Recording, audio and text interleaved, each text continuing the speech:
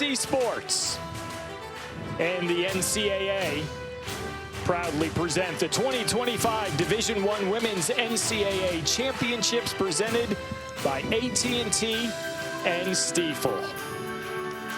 We're coming to you from the Omni Resort and Spa in Carlsbad, California. We're not too far from the Pacific Ocean on this picture-perfect Monday, about 30 miles north of San Diego.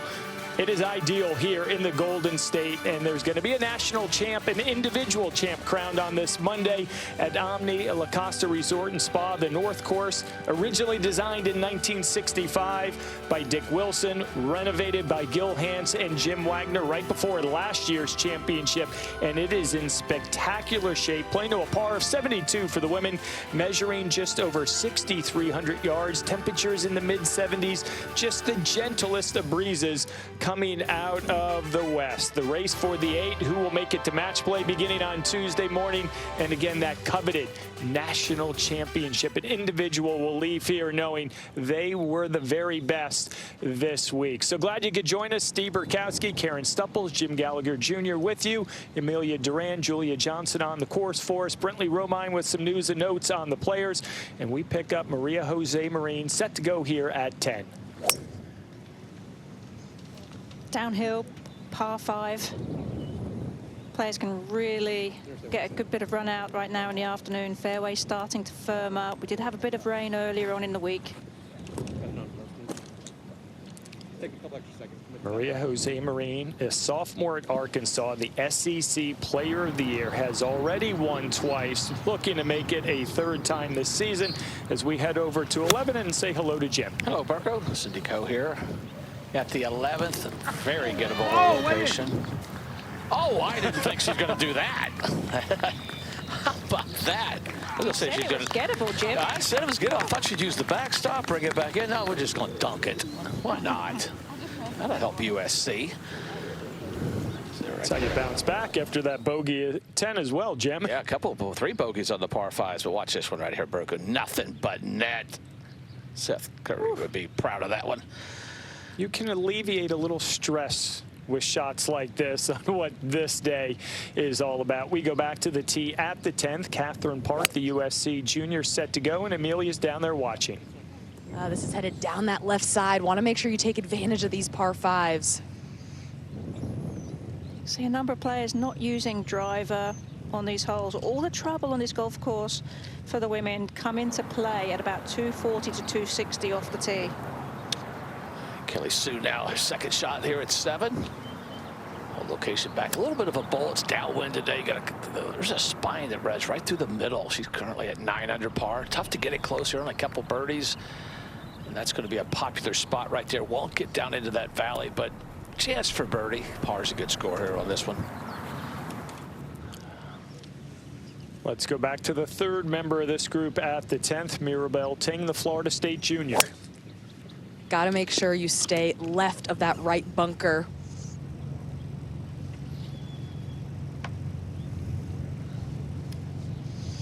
Aggressive play there by Mirabelle with the driver. Someone playing with a lot of confidence, and why wouldn't she? 5 wins on the season for Mirabelle Ting. So glad you could join us. Steve Burkowski alongside another Florida State Seminole and major champ. Karen Stupples was an All-America selection during your time in Tallahassee. This is the culmination of all the hard work and practice that started in August and September. In what is a very grueling and long week for these women, what are some of the challenges they face mentally and physically as they all want to keep playing until Wednesday? Well, it's knowing what's on the line. I mean, you've got the national championship, you're playing for your teammates, you're playing for the honor of the school, and it really comes down to this for some players. This is their last time they're going to play in their college uniforms.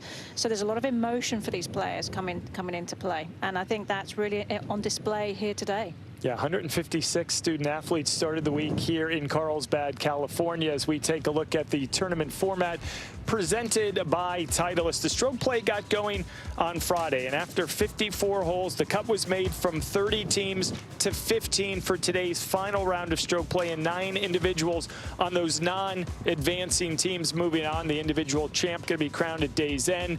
The top 8 teams, they'll move on to match play as well. Just another part of the dynamic. Quarterfinals and semifinals set for Tuesday, and then that championship match on Wednesday to crown the winner of the 2024-2025 season. So we saw Maria Jose Marin get off to the quick start, 3 under on her opening 9. Has a bit of breathing room. Which one of maybe the chasers do you believe could get this really close? Because they're stacked there on that first page. I mean, it's going to be hard for them to catch her. I mean, we've just seen her make a long putt. She's a player that plays with a lot of confidence. Looking at her yesterday, I was out watching a bit of her golf. She was taking on some hole locations and some flags that other players really didn't have in their bag. She's able to generate some spin. This golf course is a little bit softer this year, so she feels like she can really play aggressive golf. She's riding a huge amount of confidence. It's going to be hard for somebody to make up any kind of ground on her, but Mirabelle Ting, she needs to get off to a big start. We saw her be aggressive with that driver down the par 5. She's going to have to take advantage soon because holes are running out. Maria Jose Marin at 12 under, the 3-shot lead over Kelly Sue from Stanford. Another Cardinal, Paula Martin, San Pedro right there, but there's Mirabelle Ting. There's Lottie Woad. We've seen stranger things happen. It's not easy to close out an individual national championship. And then from the individuals to the team component, this is a whole nother layer we're going to keep an eye on. I think we can comfortably say Stanford, they're going to move on to match play, leading by 23, but go down to 6, 7, 8, 9, 10. That is the critical number that we will follow over the course of the next few hours. Right now, South Carolina on that 8th and final spot, 3 clear of Arizona State. But if you're watching college golf for the first time, bear in mind, 5 players go out, 4 scores count. To make up 4, 6, 8 shots isn't as difficult as you might think it is. Not one bit. All it takes is for one player to have a birdie, another player to have a double bogey. Next thing you know, that's 3 shots different, and it can happen in a flash. Kelly Sue now hit that nice shot here. Gets a little putt down the hill. It's been misread by a couple groups today. It falls left just at the end, but it's all about the speed on this one. Couple under on a round today, 9 total. Birdies at 1 and 2 got off to that hot start. So this be a big one. Like I said, only 2 birdies on this hole today. Toughest hole on the golf course today. A little bit of wind. It wasn't much early, but then it's kind of picked up as the teams that got off early might get a few holes in before the wind, and that's going to hang out to the left as well. But stress-free par, that's what you want. This is by far the nicest weather that these players have seen all week. Correct. As you mentioned, there was a little bit of rain there the one day, and it cool temperatures, but it's warmed up. And the golf course is immaculate. It's grown in nicely. Last year was the first year, and it's just so pretty to look at, and the greens are perfect. We say that a lot, but they really are. And I think that's one of the things we were curious about. Correct. Jim, 12 months later, and this place is looking as good as one could ever expect. As we head over to 10, Mirabelle Ting, her second. Mirabelle is in perfect position. Just 200 yards into this flag. You want to be on that right side. A lot of green to work with over there. 2 interesting plays from Catherine Park and Maria Jose Marin. Park is in the right bunker. It's going to be about a 30-yard bunker shot, and Marin laid up in the rough.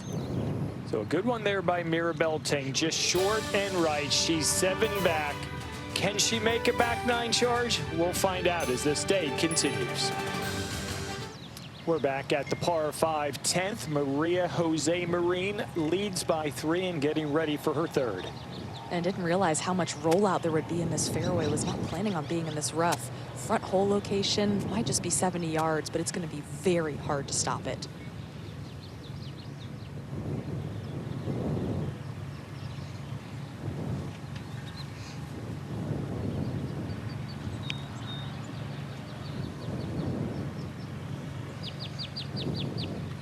Yeah, it looked like there was a little bit of grass behind the ball there too, which adds to what Amelia was saying about not being able to stop it.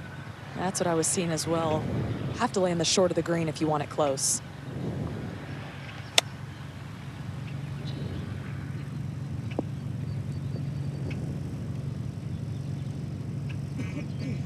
Yep. Just a fraction off, and next thing you know, you've got 35 feet for birdie. Right over at the 11th, Lottie Wood on the tee, got off to a hot start. 34 of the first 6, but made double bogey at 7. 260s drivable today. We've seen an eagle already. That first shot we showed. Playing a little bit into the wind today. Yeah, that's going to be an awkward shot from over there. That's a big slope, bunker between her. Could be tough to get it close. All right, down to the 7th. San Pedro now her second shot. Beautiful drive down here. Just 118 yards left. This one's hanging out on the right. Just did not clip that well at all. That'll leave a pretty long chip there. Yeah, came up, as you said, short. There's a spine that runs through. It's just, there's only 2 birdies. Toughest hole on the golf course, but that was a miss hit. So a little bit of work left to make par. Very little has gone wrong with Stanford this week after the first day. Yeah, a lot of breathing room for the Cardinal right now at 29 under par, 24 clear of Northwestern. Back over at 10, Mirabelle Ting, her third, just short of the green. And Ting getting rewarded after hitting an aggressive tee shot, going with driver. This is a chip that could almost go in, put that ball back in your stance, bump it through the fringe.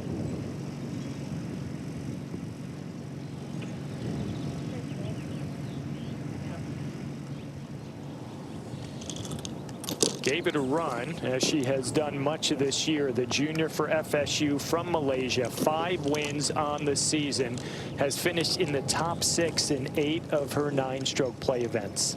I mean, that's just an insane run of form that she's found herself in. All right, third shot for Lauren Wynn here at 7. She found the bunker off the tee on the right, got really aggressive from 174 yards, left herself what I think is the hardest shot in golf, that little mid-range wedge out of a bunker, and that's a long look there for her 4. Yeah, it's just tough to get that close. Made the mistake there, but got it on the green. Really easy to hit that heavy, come up way short, and bring double into play. So just a tough 2-putt. Yeah, and Lauren, the leader of that Northwestern team, a senior from Seattle, 1 in so far in her final year in Evanston, 6 top 10s. And you look at the rest of that lineup, a couple of freshmen, a sophomore and a junior. So heads up, or tip of the cap, at least Emily Fletcher and her team as we watch Lottie Woad at 11. Yeah, this is her third, and we saw the tee shot left. You know, really hit a pretty good shot to get it to here, Karen. That's the problem if you do short side yourself. She was back into the wind, but she hit the proper shot here. I think she's a player that does like to play aggressively, and for the most part this golf course takes that aggressive nature away from some of the longer players, so they feel like they have to play so cautiously. So it probably felt good to her to pull the driver out and give this one a go, but she's got a lot of work still to do. The reads have been a little bit different for her this week. She's not been reading it as she normally does. And back to the green at 10, Maria Jose Marin for birdie, looking to extend her lead to 4. Well, Marin made a great par save on 8. Using that momentum led to a birdie on 9, which was a 25-footer. When Marin gets going in this range, she can make everything that's on the green. A little double breaker here will slide right at the end.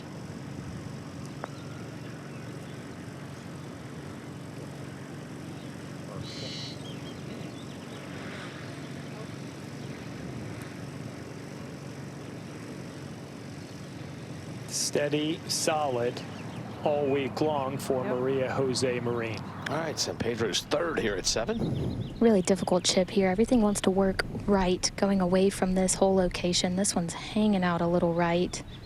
Yeah, that could have been a little more aggressive, but that's about 15 feet for par now. No stress, though. All right, let's go back to the green at 10. USC's Catherine Park, the junior, has got this for birdie. Park was inches away on both 8 and 9 from making birdie. Just caught the edge both times. Got a pretty good idea of the speed from Marin. This will also slide to her right.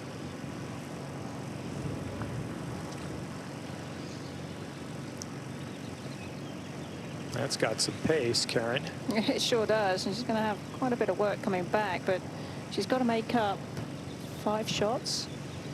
Marin, I mean, 12 under par.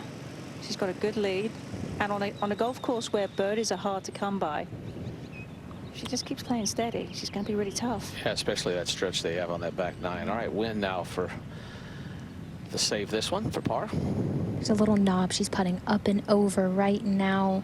This is really a speed putt, and she misjudged that by a lot. That's a lot left there for her bogey. That was terrible. She's going to say it's terrible. She knows it was. It seemed like you're just trying to get it over the hill with the wind, but it was not even close to being enough. Making a big mess of this hole. Northwestern right now. Second, they're 5 under comfortably, but you just don't want to. You can make bogeys, you just don't want to make doubles, Karen. No, I mean the good thing if Northwestern, I mean they got Northwestern and Oregon trying to get in the qualifying second spot. You want to be as far away from Stanford as you possibly can be. You want to be in another state. Exactly. Yeah. So second spot matters here. Exactly. All right, Lottie Wood now to save par. I mean, there's a risk reward, but par, where she had it, that's probably what she was going to make. Yeah, that's not hurting her team.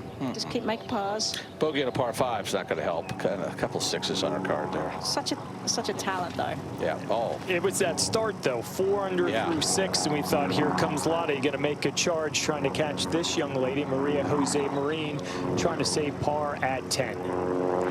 When you're trying to win an individual NCAA title, these putts can get nervy. Breathing is so important. Been rock solid rounds of 70, 72, 65. Maria Jose Marin 3 under on the day and 3 clear here in California. And back at the 11th, Catherine Park now. She's got the driver, 260 front. A couple birdies and a bogey on her card, 35 on the front 9. 4 left. Oh, this is not good. There's stuff over there. Actually, might get a break. Oh, That might be on 12 to 12. it's still going. And it's the Energizer Bunny, and it's going to miss everything, and she's going to get on the grass. Whoa, she may have to play it from, that could be. May have to play it off the cart path because her drop's going to be. It's not done yet, but it could have been a lot worse. Oh, yeah. She's got a lot of green to work with. That's a positive thing, I guess. Back into the wind. You're the eternal optimist, Jim. I love it. What's happening to me? Who am I? Let's go to the green at 8. Pick up Kelly Sue from Stanford. She's 9 under. She's 3 back, looking to get a little bit closer. And this is a player hasn't had a victory, and she's trying to make a difference. She's ranked 29th in the women's amateur golf rankings, which you think that's pretty good, but on the team that Stanford have, that's not close to being the top of their team. It's got a chance. Yes, it does. The junior from Claremont, California rolls that in, moves to 10 under par and back on the tee. You saw Paula Martin San Pedro and Brooke Riley, the assistant coach for Stanford, watching that. So Kelly Sue, who finished tied for 17th at regionals, maybe finding her form at the biggest event of the year as we watch Mirabelle Ting at 11. Yeah. She's anxiously watching it. Oh. Okay. That might have got far enough compared to where Lottie had it, but there's just a huge slope in there. But if she can get it within 10, 12 feet, she's had a pretty good second shot. This tee being moved up is really tempting these players to, I like it. to go for it today. Back to the green at 8, Deanna Lee, the junior for Northwestern. She did win the Ping ASU Invitational earlier this season on her way to becoming second team All Big Ten selection. And you think about the Wildcats, ranked 11th in the country as a team, 1 win, 3 times a runner-up, making their 11th appearance in the NCAA championships. And Jim, you go back to 2017, Rich Harvest Farm, they made it all the way to that championship match before falling to Arizona State. So Emily Fletcher, every 3, 4, 5 years, puts together a group that can make a run. And gets a lot of California players too, and it's great school obviously, but year in, year out, they're a very competitive team. Yeah, Deanna from just down the road in San Diego. So she's going to give one back there, but as a team, Northwestern in a really good spot, currently 3rd at 3 under as we head back over to 11. Yeah, Marine laid it up here. Now just a little sand wedge in. And it was an advantage for Marin to go last because she could see her playing competitors have some trouble down on the left side. This is just perfect position for her. 100 yards. This flag is sitting in a little bowl as well. Well, also a benefit to her having a couple of shot lead. Like, she doesn't have to chase or try and make something happen. She just can keep plodding along and make birdie with your wedges. Exactly. Play to your strength, and that should come off the slope some. I mean, that's the, you know, for the long hitters, it entices them to go for it. She plays the more strategic for her game. She's got a chance for birdie. Love you and Jen ahead. Okay, the ball did actually go into the penalty area now, so. Okay, it's a 50. Go walk. Get the yardage here, figure out what the You're next right play here, is. right in here. So go ahead and tag that. Then you're going to get a club length any direction, no nearer the hole. You can measure with any club. And for a while, Jim, it looked like Catherine Park caught an enormous break. Yeah, it just, as you said, it just kept rolling. So that's the tricky part. I think you need to swing a little bit this way, but not. There you go. That's good. Yep. Actually, the ball was not in a penalty area. She's taking a drop on the path. She's got that confirmation now. I'm so sorry. Yeah, it's okay. If I saw my ball laying like that, I'd probably be confused too. Well, she figures that out. Let's go back over to the 8th hole and see what's going on over there. Yeah, we're going to watch Paula Martin San Pedro, the Stanford sophomore. She made a beautiful putt at the last spurt go to save par. She's made some really nice par saves. Hasn't had a birdie yet on her scorecard, but that's a nice approach shot to set her up for a possible 2. Yeah, and we saw that hole location on the 8th last year. Really difficult to get it close. It was, and because the greens were insanely firm, they were a lot softer. They've had a year to grow in, and even throughout the early part of this week, this hole, the green has been firm, but because we've had some rain, softened things up a little bit. That's the tee shot for Lauren Wynn. Popular spot, 5, 7, 10 yards past that hole location. It is, because if you're slightly off and you come up a little bit short in those front bunkers, very easy to plug in the face, and they are quite deep, leaving a very difficult up and down. All right, Maribel's going to go ahead and go. This is her second shot. This is a difficult chip for Ting. It's going to be very downhill. Needs to land this pretty much just on the green. Smart play. That's actually really good, Karen. That is excellent. I said 10 or 12 feet would be great. Well, that's way better than great. Impressive. That's how you get 5 wins. That's why you're so good. That's impressive. All right, update us here. Was that a free drop off the path or a penalty drop? What was the play there? That's Amelia. It was a drop off the path, which was extremely fortunate, and this was a risk that head coach Justin Silverstein could take with Park because they're in solo 4th right now as a team, so he could focus on her trying to be aggressive and trying to win this championship individually. Her nearest point must have been there, because her nearest point would have been in the deep stuff, but to get to the nearest point was right there. She took the relief. Very, very fortunate. Now, really, birdie's in play. Birdie is certainly in play for Park. Has about 60 feet of green to work with. Can take a direct line at this flag. If she's able to get this ball to start rolling about 20 feet short of the flag, that's where it can catch that slope and really creep towards the hole. She has 70 yards. I doubt they kind of did the yardages from here when they took a practice round. Luckily, you've got distance measuring device. This is where it comes into play and speeds it up. Whoa. Oh, wow. Yep. Big break. Trying to take advantage of it. 4 would still be good, but 3 would be a bonus. That's what I love about golf. Sometimes you get a good break. We're here at the 9th.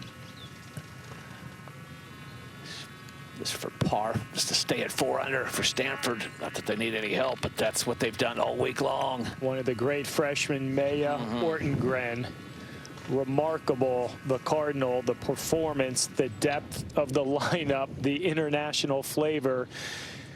Stroke play events, they're perfect. Yeah. 7 for 7 starting in October, then heading into February and March and into May. And if you're tuning in and you see Stanford has a 26-shot lead, you think it's over.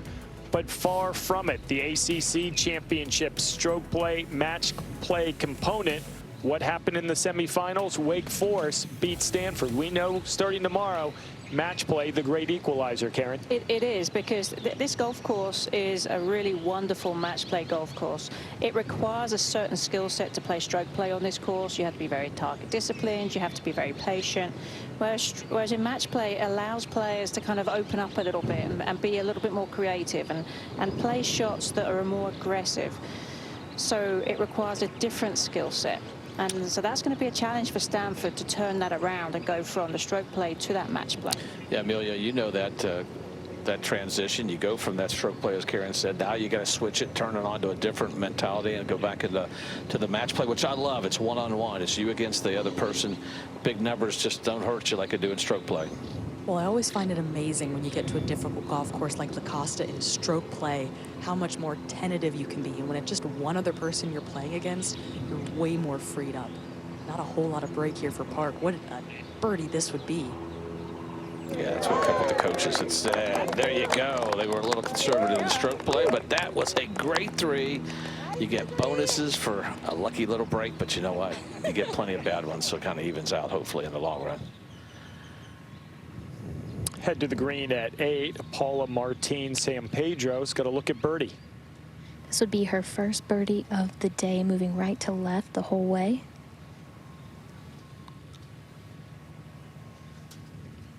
And like Lauren Wynn before her from Northwestern, unable to convert.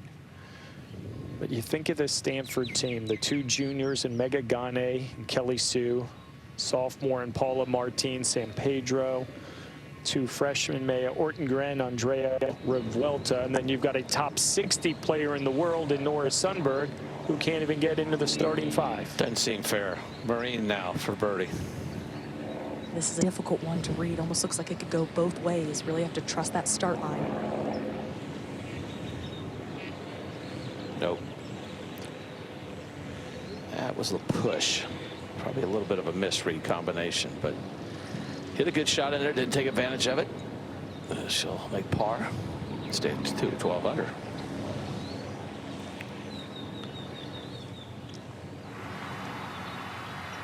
To 12. Lottie Wood, Florida State standout, this for birdie. A little bit of an awkward hole location on a bit of a ridge. And we talk about Stanford in the early going here. The top 2 amateurs in the world, they reside in Tallahassee, and Lottie Wood and Mirabelle Ting. They do. And I think, though, that what Stanford has, as we watch Ting for her birdie, we'll get back to what Stanford has in a moment. For back-to-back birdies for Ting. Is that any good? Karen? Seminoles are good too. Don't count them out. Listen, I'm trying hard to not. I know. You're staying as neutral as you can, and she gives it. Seminole. Ting with some firepower. Does she have enough coming down the stretch? We'll find out. Our coverage of the 2025 NCAA Division I Women's Golf Championships continues from La Casa, and it is presented by AT&T. 43rd edition of this national championship, 2nd straight year here at Omni La Costa Resort and Spa. And we have seen the renovation from a year ago, Karen, and now the maturity of this golf course. Players, coaches, all raving about the condition. They are. I think last year all the coaches were a little bit scared of the conditions. It was played incredibly hard, firm, much softer course this year. All right, tee at 12, Mirabelle Ting coming off of 2 straight birdies, 5 shots off the lead. See if she can keep it going. This is a very firm green. You have to land something short of this flag. 156 yards and 18 paces to work with short. Whoa. She was not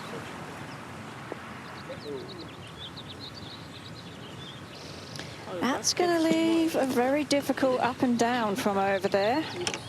The only way to get it close would be to bounce it into the bank and hop it up. She was aiming a bit to the right. I think she kind of felt that and made an adjustment at the last minute, Amelia. It's funny how that happens. The wind is coming out of the right. You really have to make sure, though, that you commit to it. It's easy to get greedy when you're a pin seeker and you're as good of a ball striker as Ting is to overcompensate. And according to Bushnell, it is 138 to the front, 156 to the hole, 181 to the back of the green as we watch Maria Jose Marin. And for the second time in a row, Marin has had the opportunity to watch 2 shots before she gets to go. Parks landed about hole high and pitched 30 feet long. One of the greatest strengths in Marin's game is her iron play.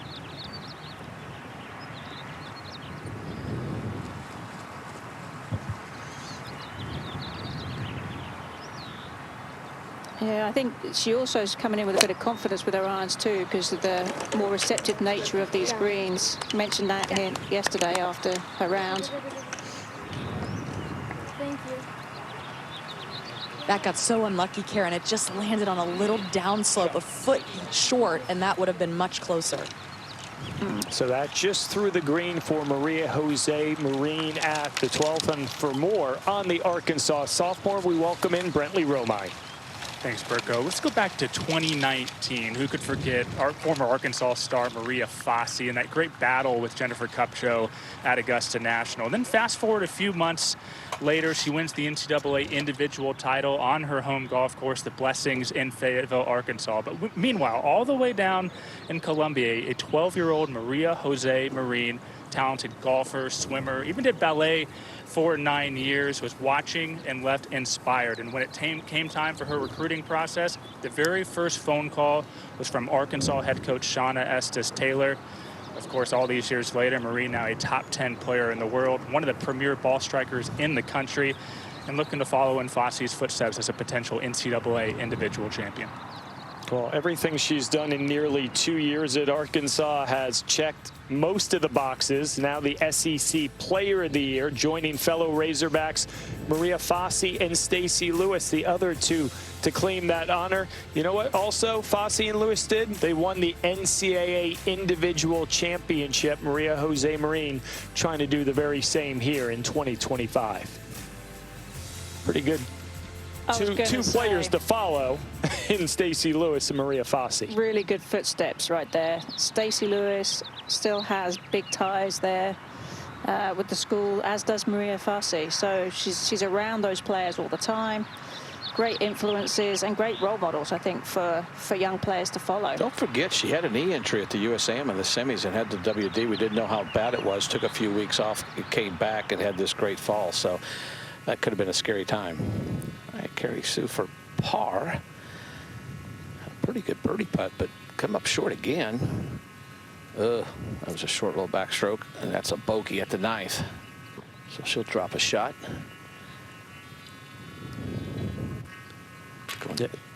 We were at Southern Hills talking about Maria I was Jose there when it Marin, happened. It scared and me. We're watching the match, and she gutted it out for 4, 5, 6 holes, and then finally said, I can't do it anymore. And I remember speaking with her after, and she said it's happened before.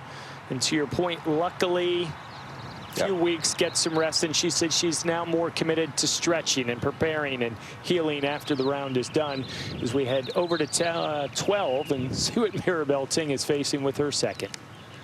Well, this feels like a very key up and down for Ting. Very difficult to be able to judge this. The lie is kind of bare and just on a downslope. The fact that it is on a downslope will help her be able to bump this into the upslope. That's really the only way to get it close. It's so fast coming over the screen. What she's going to have to do is make sure that Ting is right of the sprinkler heads in front of her ball, or in front of the green, which is kind of in her eye line. I have seen a very good shot from a very similar spot here yesterday. Megan Propek from Virginia hit one, bumped it into the bank, and it hit the flag and ended up just a couple of inches. So it is possible to do, but it is insanely difficult. You might need some luck, like a little backstop from a flag. Yeah. This is where imagination is so important. Finding that spot where you can bump it in, how you're going to keep that loft low. That's too hard. Sit. Oh, that came out really hot.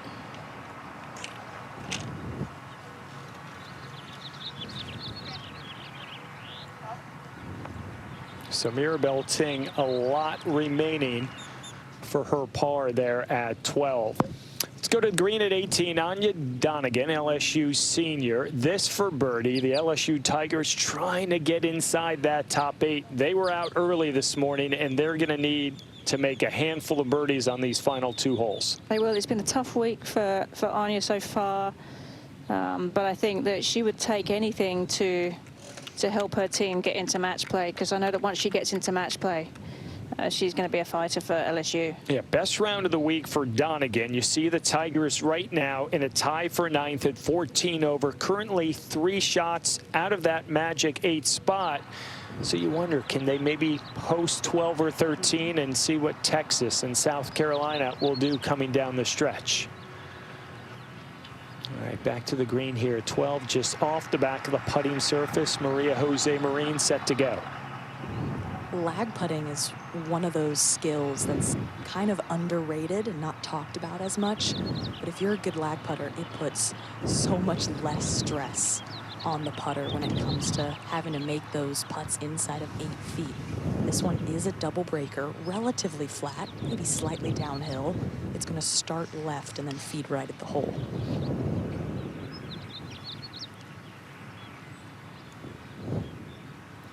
People always ask, you know, how do you become a good lag putter? I think it stems from having really good visualizations, watching the ball rolling, and sort of replaying it in real time in your own head. That way you get a feel for it. It's almost as if you've had a practice run at the putt. Yeah, there's several drills you would do where you had to get the ball to the hole and like the length of your putter in a semicircle and work it from different 25, 35, 45 feet until you do teach your brain that it becomes second nature. San Pedro now second here at 9. Back hole location back right. She's at 8 under. Yeah, this one's headed out right. She's hit a few weak wedges today that haven't made it to the green. Yeah, and that's going to fall down into that bottom. Has some green to work with, but that's not a very good shot. Missed the shot back at the 7th as well. Now Catherine Parks, birdie on the way at 12.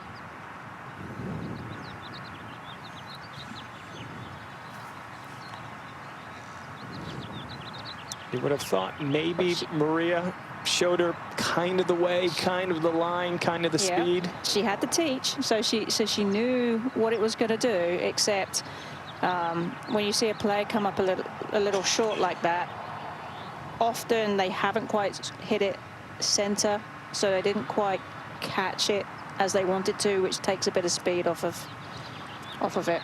Keep it right here, see if Mirabelle Ting can stay 5 back. With how fast Ting's chip was from the other side of the green, this is going to be a slow putt.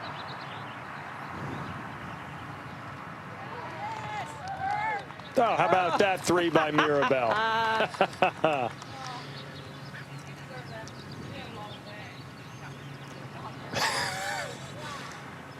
You heard me say it's been a long day. It's been a great week and a great season for Mirabelle and the Seminoles. An absolute delight to be around this young lady, Karen.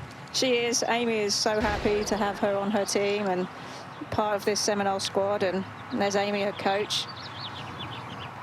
Amy Bond's done a remarkable job in her 15th year leading the Florida State Seminoles as we head over to 9. Yeah, San Pedro's 3rd. She's got some green to work with. Going low with this one, though. This needs to settle. Yeah, it's just tough to get it up in the air enough, Julia. It's almost a little downwind, too. Just you cannot miss the ball right on this hole. There's a few of those greens that are really sharp, and this is one of them. Catherine Park for her par at 12, and that's left off the get-go.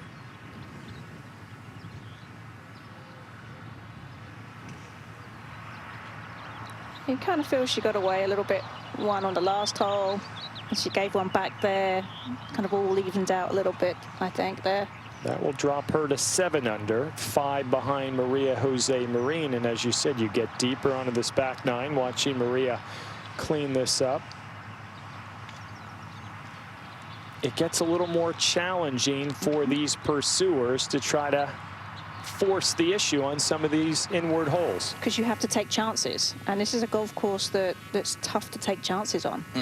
San Pedro now for par. Moving left to right, you have to start this one high enough.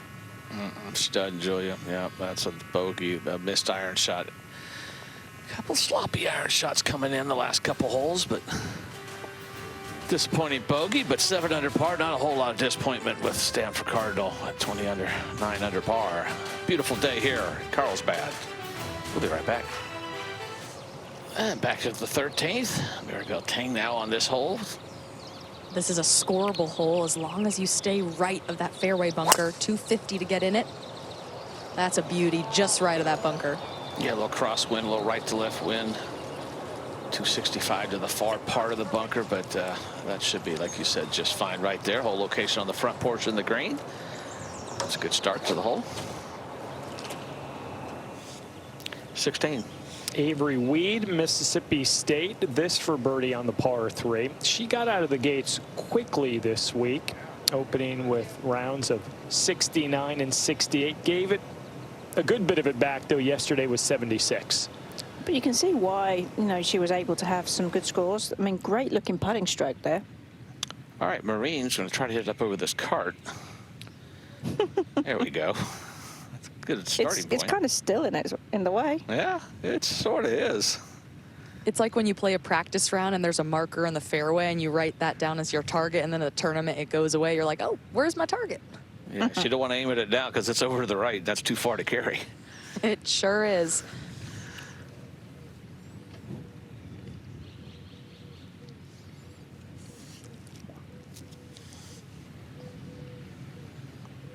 Got that teed up way high. Look how high that is. Well, what makes Marin such a great ball striker is how straight she hits it. That's got to get down a little bit there. Okay. Didn't get a lot of roll. She'll have a little longer, a lot longer club. Probably a 2-club, 3-club difference there than the other two players. But fairway. All right, let's go to 18. LSU's Josephine Weidel. This for par. And LSU needing to do something here on the last. Oh. That won't help because Elsa Svensson right now is 8 over par. She's going to be the drop score for LSU. So for Josephine to give one back there, you get the sense Jim and Karen 10, maybe 11 over will be the magic number for 8th by day's end. Last year it was 20 over, and this year that is a credit to the golf course being in better shape, growing in better, and a good setup, I think, and a combination, Karen, and some decent weather today. It's true, but you say that, but it's just not easy coming in. No. And just getting in, knowing that you're right on the bubble and your coaches are trying to coach you to do anything to make pars and just to try and get it in the house. You can feel that tension when you're out there. Well, that's up to the coach to not allow them to see them feeling the tension. That's a tough juggle. It's hard though, because you know when you're out there, you kind of sense it, no matter how much you're trying not to. Try being a parent. Yeah, that was the third for Kelly Sue we saw at the 10th. She's still in the mix. She'll have a birdie putt trying to catch Maria Jose Marin. Back at the 13th fairway. Yeah, our coverage of the Division I Women's Golf Championships continue. It is presented by Stiefel. And Jimmy, I know you were anxious to see what Maria Jose Marin's going to do here with the 3-shot lead. I get it. I know she's anxious to hit this. Shauna Taylor, their coaches, showed up, so we know that's important. I'm just going to lay out now. And where Marin is, laying back a little bit farther than Tang and Park, 136 yards. It's downwind. There's a false front. With that yardage, though, she can hit that false front, and it should be able to skip up versus spin back and land this hole high. Wouldn't be surprised, though, with her lead, landing this hole high and skipping towards the back part of the green. Yeah, even long's not bad. It's not. It looks like you'd think it would be a fast putt, but I rolled some this morning. It wasn't, but you've got to carry this on. Okay, a little club adjustment. When you're in a situation like this, in contention to win an NCAA title, you really have to take into account your adrenaline, how you're feeling. That can totally change what club you select. Karen, did you like to hit the half shot or the full shot? It depended on how much spin I wanted to put on it or not. Like if I knew that I had room to not spin it back, then I would hit the full shot. But if I had to worry about a spin and a false front, then I would take one more and smooth it in there.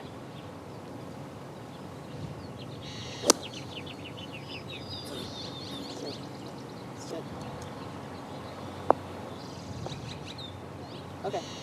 Kind of flushed it. Probably did what you said. Went with a little more club, hit it solid, but that's okay there. I mean, it's a safe. I mean, it shouldn't be too bad for her to get down in 2 from there. It's always a bit of a lottery if you run back off that false front. Correct. Green at 10. Stanford's Kelly Sue for birdie. Look at within 2. So Stanford, what makes them so good? They are strong from their #1 player all the way to their #5 player. There are so many great teams in college golf that are strong from 1 to 3, 1 to 4. There's always one that can or may not play, but they all play well in Stanford. Speaking of great players, Romero from Oregon having a great day. And oh, this is getting better. Good. Did we get another eagle? Oh, hello, darling. By the way, if that went, Jim, that would have got her to 7 under through the first 11 holes. We were talking in the break. We're like, oh, look at what Kiara Romero's doing. Not a surprise. No. She figured it out. All right, Ting now. I would love to see Mirabelle challenge this front hole location. Given that Marin has outside of 40 feet, going to be unlikely she makes birdie. This is really where if Mirabelle wants to try and get this title from Marin, she's going to have to try and hit one close. 115. Great angle, too. She's missed a couple left. She didn't miss that left. That was a good shot there, Karen. That was. I mean, landing it where she needed to. And it's not that speedy of a putt, so that's definitely one she can make. Give it a run. From one Seminole to another, Lottie Wood, her second at 14.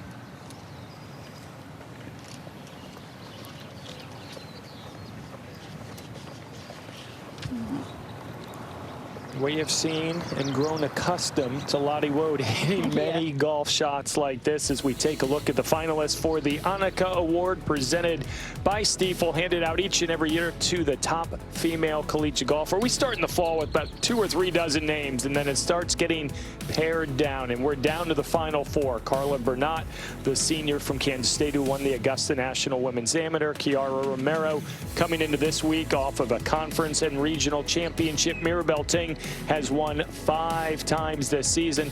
And oh, by the way, Lottie Wood, the top ranked amateur in the world, in the top 3 in every single tournament she has played this season.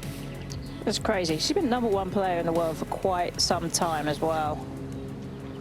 That is a 1-2 punch that can rival anyone in the country. You talk about Stanford's depth. Let's say Florida State and Stanford do cross paths in match play.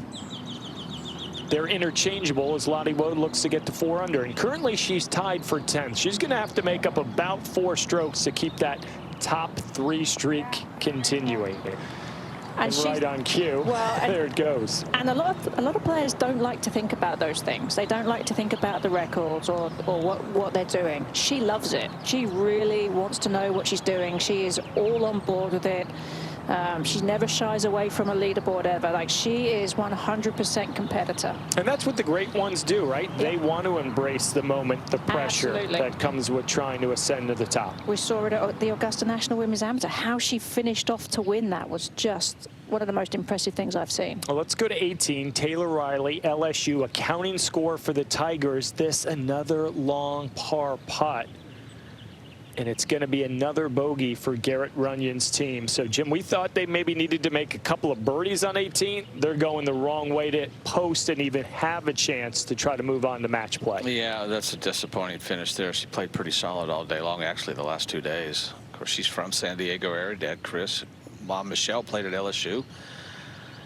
Dad, a tour winner and one of the best putters out there during his time. Exactly.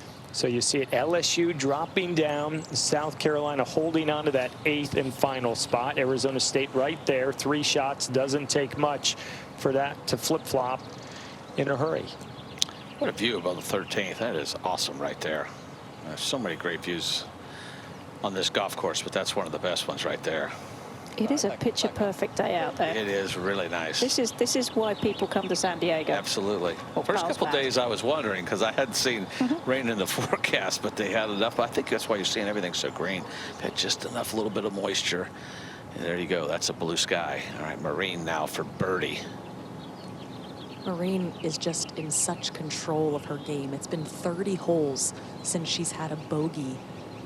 The irons, the lag putting, her mentality over each shot, it just doesn't look like anything phases her right now. And this putt's slower. It looks like it's going downhill, but at the end it really slows down. So judging the speed is going to be the difficult part.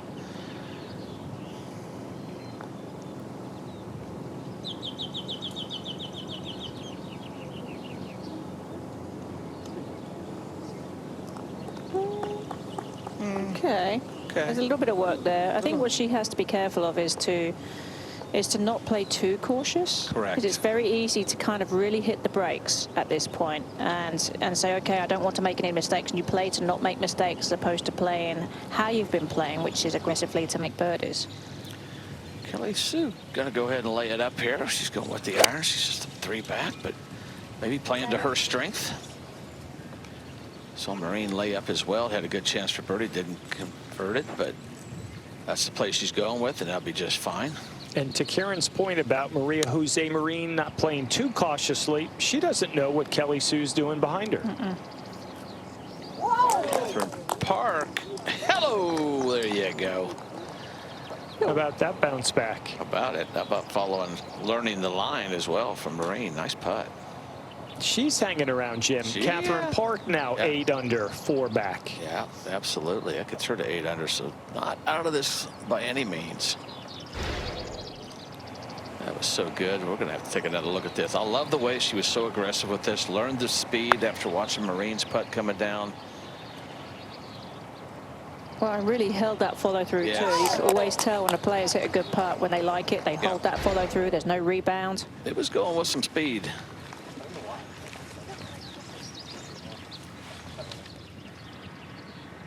All right, Ting now for birdie. And it can get challenging to adjust your read after you've seen a putt like Catherine Parks, but Ting is not going to have the same kind of speed as Parks. Really have to trust your gut here. This will turn left.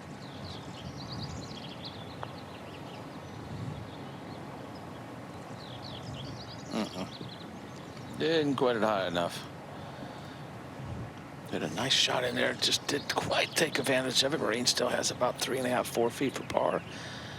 Taking a walk off with par. She wanted to make that. She'll stay at 7 under, 5 back. It's such a great point, Karen, to not play too conservatively for Marin. You think about a putt that Catherine just made. That can rattle you as a leader when you don't expect a putt like that to drop. Yes, and there's not a vast array of scoreboards out there, so it's hard to really know where everybody stands apart from where you are in your group. So you just have to try and post as low a number as you can and not try and change that mentality that you had that's got you to this spot.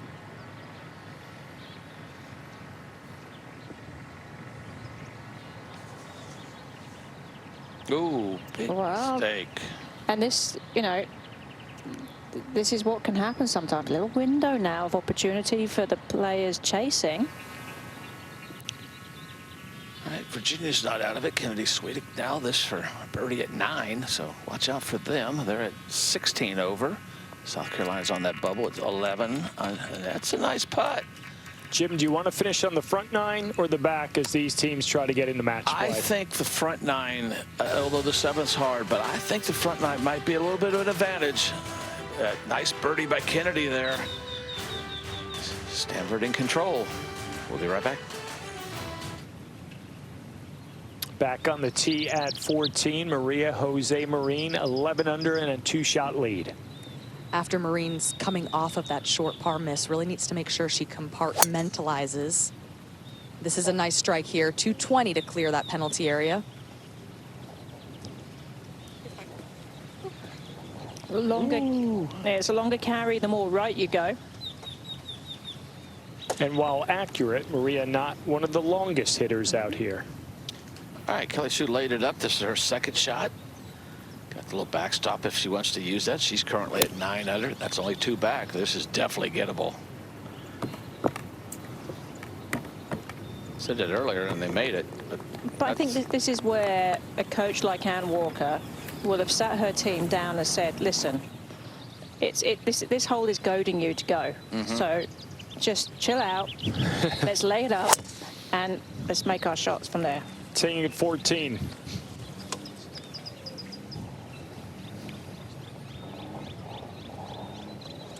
Let's see, she was a little bit feisty too with that quick pickup. She knew she struck it well. We go to 18. Rocio Tejado from LSU should be away. Julia's caught up with the Tigers, finishing up here at the last. And currently, Julia, LSU 16 over par, 5 off that magic number currently held by South Carolina in the 8th spot. She really needs to make this putt. Fortunately, she should be second to go. UCLA has a par putt here, so she'll get a read. This is a difficult putt to read here. It's on a little upslope. There's a slope coming slightly off the left, so you really want to know exactly what's going on if you're Rocio here.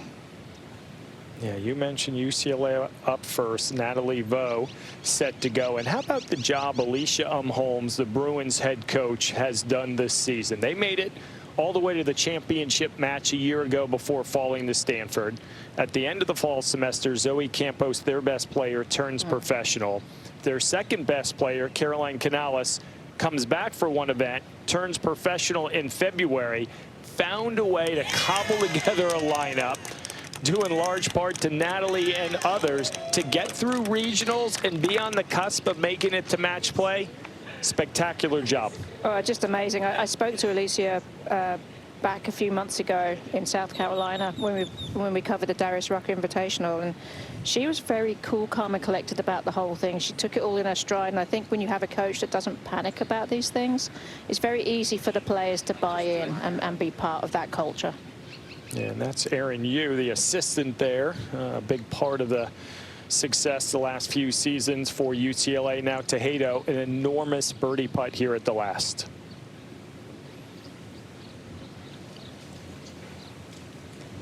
Have to get it there, have to give it a chance.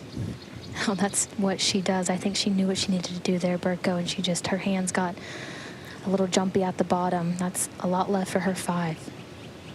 And the same could be said for Garrett Runyon at LSU. You lose Ingrid Lindblad, Latana Stone, Carla Tejado, Rocio's older sister, the big 3 that made it to match play a year ago, and to have a chance to get back in it, another great coaching job by Garrett Runyon. Over at 14, Jose Marin, her second. Marin in perfect position, just 109 yards back into the wind. Would love to flight this one and leave it below the hole for an uphill putt.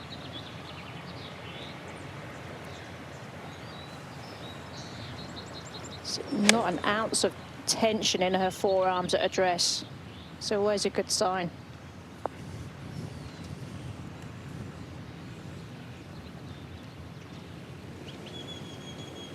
Okay, but be a tough 2-putt. Tejado, that was for a 2-putt par, so she's going to make bogey, and for all intents and purposes, LSU not going to move on to match play because their final player on the course, Elsa Svensson, going to be the drop score for LSU, but a valiant run by the Bayou Bengals trying to make it back to match play in 2025.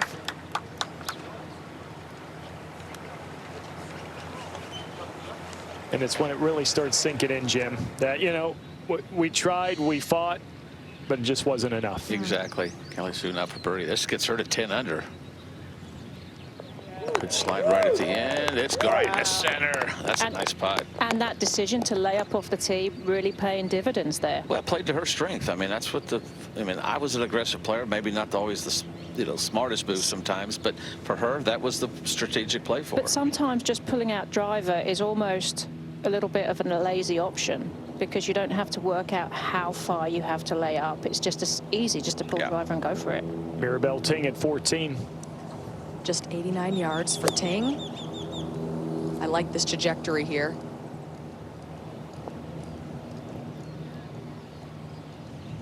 Oh, yeah. She's not going away, Karen. No, she's just hanging around. I mean, #2 player in the world. We saw her make a run of birdies at the Folds of Honor to kick off this season en route to a victory. She has it certainly in her arsenal. Now at 8, Amanda Sambach, Virginia Cavalier senior. This for birdie, and that was big. Cavalier still with the chance to post and get into that 8th and final spot.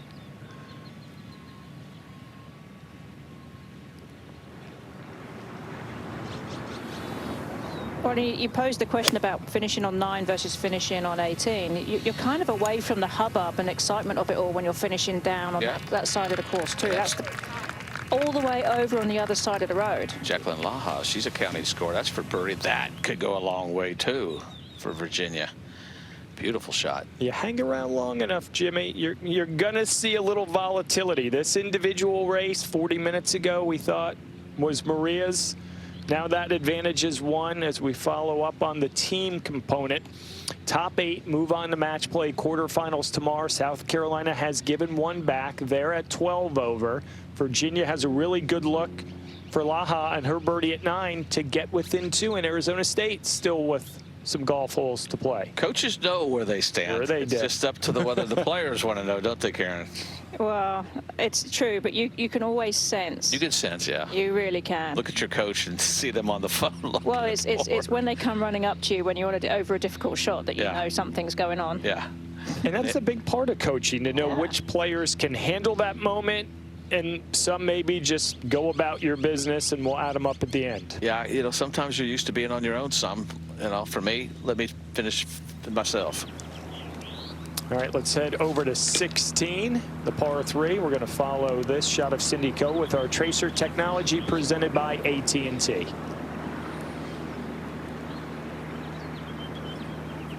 What a difference a year makes, especially on this screen, to be able to see good quality shots are well received. It was almost impossible to keep a shot on this green last year. The NCAA have done a great job in setting the course up. They've moved the tee down to the right to play the lower tee box, and everything much softer up there. Yeah, give them a chance. I don't have a problem with that. Let these ladies show how good they really are. And that's what I believe. I mean, a good quality shot should be rewarded. Well, you've watched LPGA Tour golf, you've watched NCAA. I think the gap between top amateur golf and professional golf is really closing. Yeah, it's shrinking. You're right, on both men and women. It's really shrinking. All right, let's go to the green at 14. Maria Jose Marin coming off a 3-putt bogey and somewhat in that similar length as she probably would love to get down in 2 from here. Well, this is where it's really important to manage the tension in your body. When you feel pressure, it's easy to get a little tense in the hands, which can affect the speed control in your lag putting.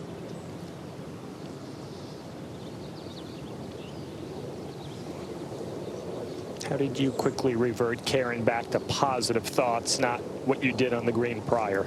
It's just really staying in that moment. Like if you're playing well, you're in that zone and you can't wait to get to the next shot. Like it's almost like whatever happens in the past doesn't matter. Who you're playing with doesn't matter. You're just focusing on the strike and the quality of the shot that you're playing in that moment at that time.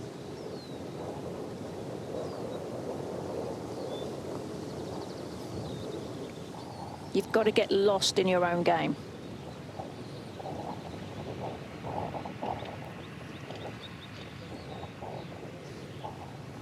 All in all, not too bad.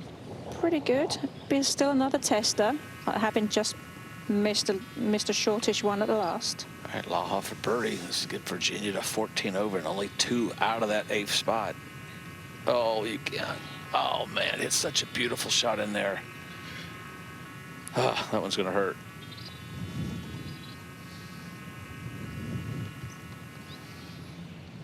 Back to 14.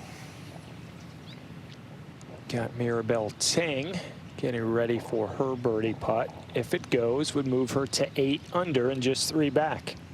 Well, this was just excellent wedge control from Ting. Was able to flight it under the wind. This putt isn't too speedy either. Should turn just slightly to her left.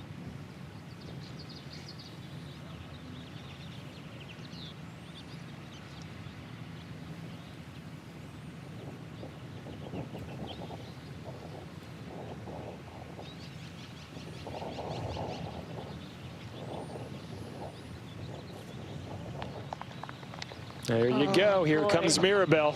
Boy, did that look any good. And you have to think that both Mirabel and Lottie, playing on the same team, have really kind of driven each other Pushed along. each other. Yeah, I agree. Yeah. Yeah. It's important to have that. Well, and Mirabel would watch Lottie. I mean, Lottie's work ethic is second to none. So Mirabel would look and see what Lottie's doing and be like, oh, you know, it's like almost like a great role model. And Mirabel's been able to run with it. Yeah, and they're polar opposites, according to head coach Amy Bond, yet they're number 1 and 2 in the world amateur golf rankings. Catherine Park saves her par, so remains at 8 under as well, just hanging around, Jim, and they're playing alongside the championship leader, so they know exactly what Maria Jose Marin is doing, as opposed to Kelly Sue, who's 10 under 1 back and maybe not completely dialed in to the situation. And this is a lot longer than it first appeared for Marin and her par. Yeah, just outside of 5 feet for Marin. Really important to treat that last short putt like an anomaly. She makes so many of these in practice, all of her drills. Just needs to trust that start line.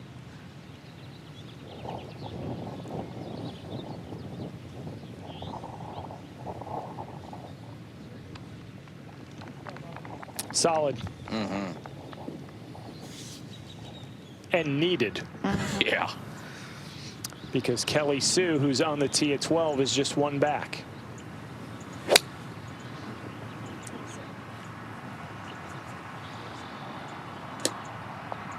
Looking a little anxiously at it. It's that big hop on that green that Amelia had talked about 30 minutes ago. So work to do for Kelly Sue, the junior from Stanford, 1 back and continuing to chase. We are back at the par 3 12th. Kelly Sue, tee shot ending up over the green. She's 10 under. She's 1 off the lead, looking to get up and down, and Julia's down there. She didn't draw too bad of a lie here. It's kind of sitting up nicely. She's opening that club face up. She has some green to work with. It is slightly downwind right now as well. This will test her.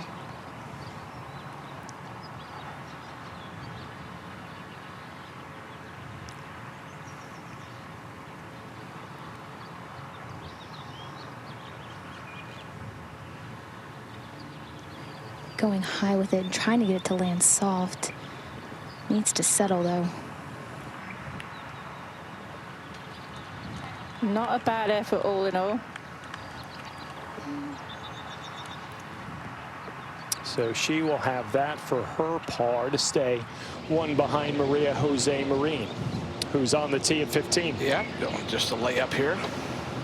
238 to stay short of that bunker. This is a little bit of a pull. Should be okay, though.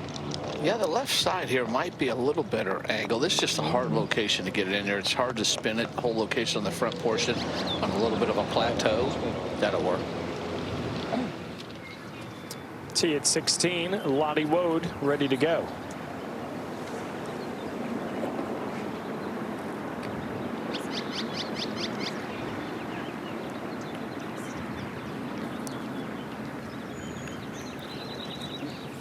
That's okay. She was looking, I think, to move that a little more left than she did. She was aimed out to the right. All right, Grace Summerhays hit a beautiful shot in here. This for birdie. Her score counts. She had a nice opening day. A couple not so good second, third round, but a good day today. And nice birdie. That's going to help Arizona State. Beautiful putt there. That gets her to 11 over, but after that bogey, good bounce back. But that helps them. Yeah, it's the 11 over you don't focus on. It's the chance, the ability to help your team make it to match play. It's such an intriguing dynamic as you watch college golf at the highest level. We go back to the green at 12. Northwestern's Deanna Lee has this for birdie. Left it below the hole here. Very nice shot in. Not having her best day today, but this would be some nice momentum to grab headed down these last few very difficult golf holes.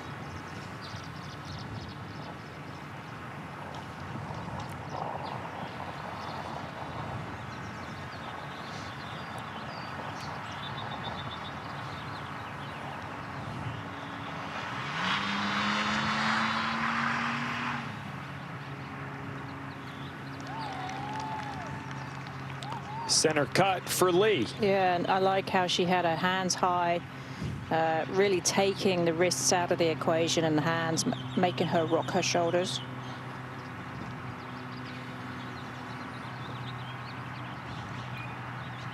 Northwestern solid right now in that third spot. Maybe it's the jockeying for position. Ultimately, you're going to have to face Goliath at some point when we speak about Stanford, but match play, all bets are off when the race to 3 points starts, and that gets going tomorrow morning with the quarters, the semis tomorrow afternoon, and championship Wednesday to lead with the trophy. Be a Daniel. Got to be somebody, right? All right, let's see if Kelly Sue can say par.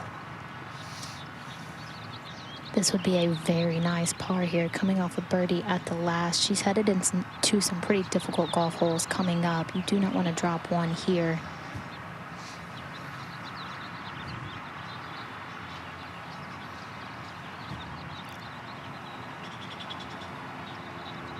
Oh.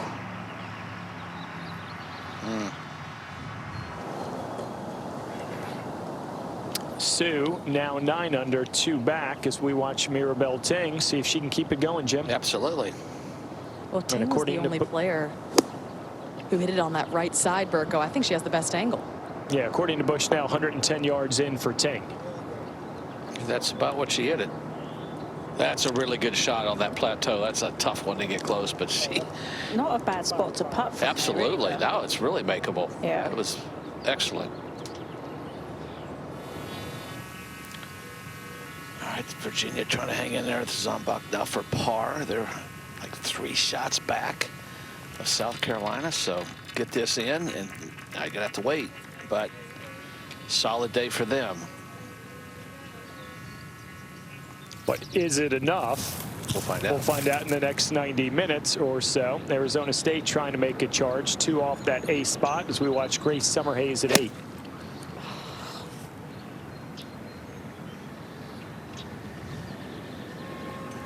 Oh no, that's not going to help. That's a horrible spot.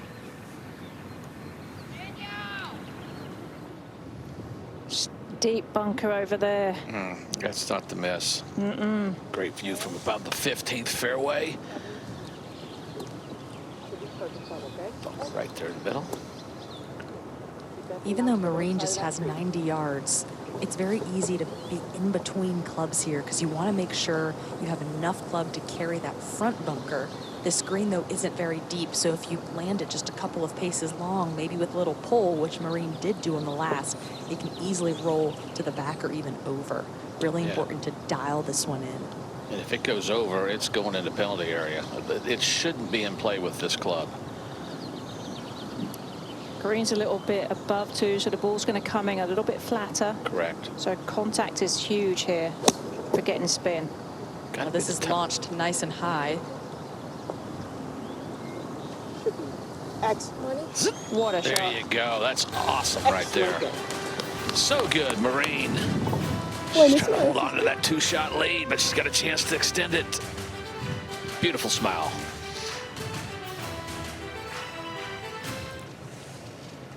We are back at 16. Lottie Woe, top-ranked amateur in the world, just off the green, looking to get to 5 under.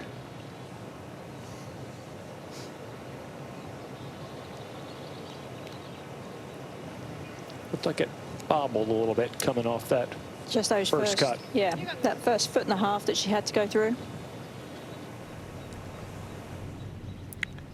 At least Lamore, this for par for South Carolina here at 7.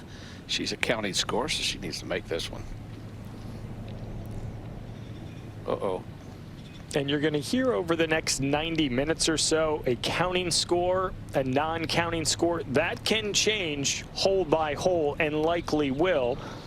South Carolina has Lamore at 3 over, 2 others at 4 over par. Yeah, she's made some bogeys on that second 9, the front 9 or second 9. That's not good finishing. That's going in the wrong direction.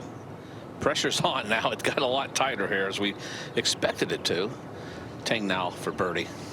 In perfect position, putting below the hole. That's at least a cup outside right.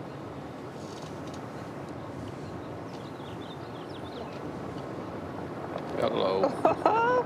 Look at her go. Like, because now, like, everything was looking good for Marin because she was in there tight. Now, Ting's just like not so fast.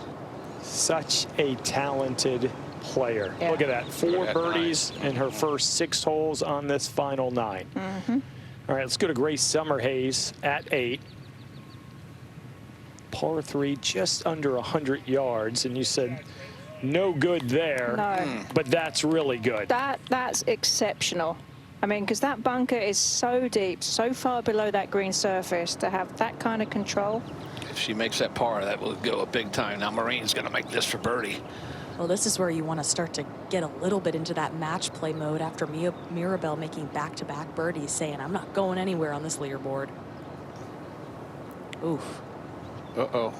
Couple shaky putts. It just makes it harder when the player has made one in front of you and you can feel the momentum going in their direction. Even it just makes those putts tougher. Is that purely psychological? Absolutely.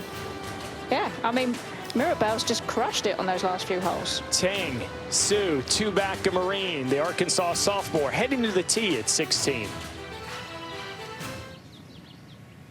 And what a 3 this would be for Grace Summerhays, Arizona State senior. Considering where that tee shot ended up, and how about Grace Summerhays? I mean, that was amazing. I'm sitting here in the booth giving a polite golf clap because you were thinking 4 or 5 easily in the equation. I'm thinking if she makes a 4 from here, it's going to be magnificent. So to come off with a 3 is just tremendous, just what her team needed at that moment. And Summerhays, a counting score currently for Arizona State that is 14 over, 9th spot, 1 behind South Carolina. We head to the tee, par 3, 16th, Maria Jose Marin. She's 11 under, 2 clear of Mirabelle Ting. Catherine Park right there from USC, not out of it as well. 8 under, 3 back, so 3 heavyweights front and center here on this championship Monday in Carlsbad. And when you compare the back nines between Maria Jose Marin, the leader, and Mirabelle Ting, Mirabelle's made 4 birdies. Marin hasn't made a birdie on this backside. Compared to how she started the round, 3 under on her front side, Ting has turned the corner in her ball striking and converting with the putter because she started the front 9 1 over par. And go back to the folds of honor that Mirabelle won in September. She birdied 13, 14, 15, 16, 17 in the final round. She's not afraid. The game has backed up the results. And at this point, why not? Florida State is comfortably going to move on to match play. Why don't you cap off one of the great seasons we've seen recently in college golf and try to win an individual national championship? So Mirabelle Ting getting ready to go. She is 9 under, 2 shots off the lead and brimming with a whole lot of confidence. This is also a very favorable hole location in the back with how firm this green is. You want to just carry that bunker. 130 yards to the hole, about 120 to clear that bunker. Oh, lovely smooth swing. Is it enough? Oh, it's too in there. much. Okay.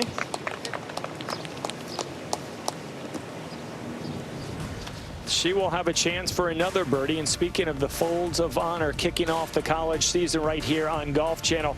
This was in Michigan back in September. Mirabelle Ting really not a factor until she was. That was a birdie at 15. This was tapping it in at 18 for the winning putt. The reactions, the celebratory bath from her teammates.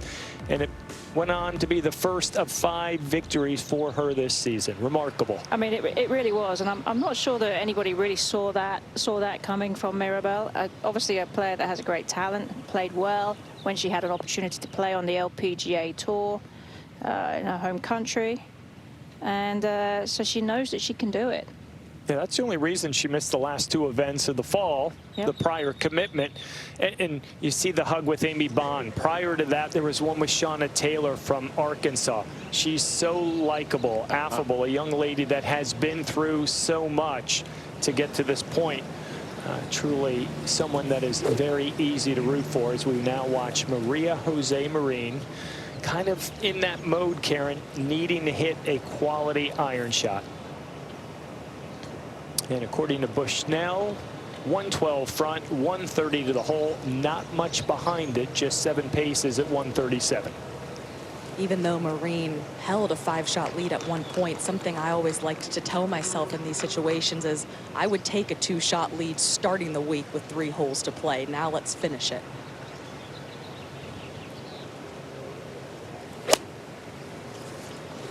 Oh, that's got to go. Yeah, you can't be hitting the panic button just because someone's chasing you down. But that's okay.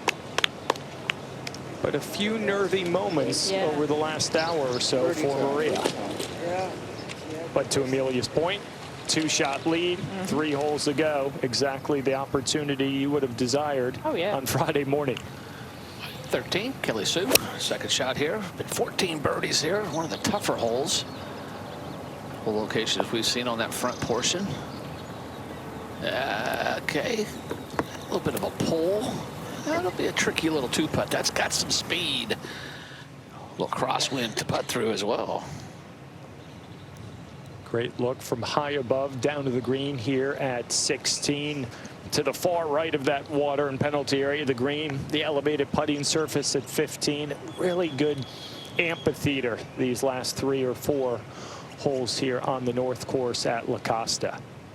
It's going to be the battle for 8 that is really now intriguing to watch. Will it be South Carolina and Maylise Lamore, who's got a long one for par here at 8, and we saw what she did at 7, giving one back, and going to do the same here, at least going the wrong way for the Lady Gamecocks. It's now becoming really tight with Arizona State, isn't it?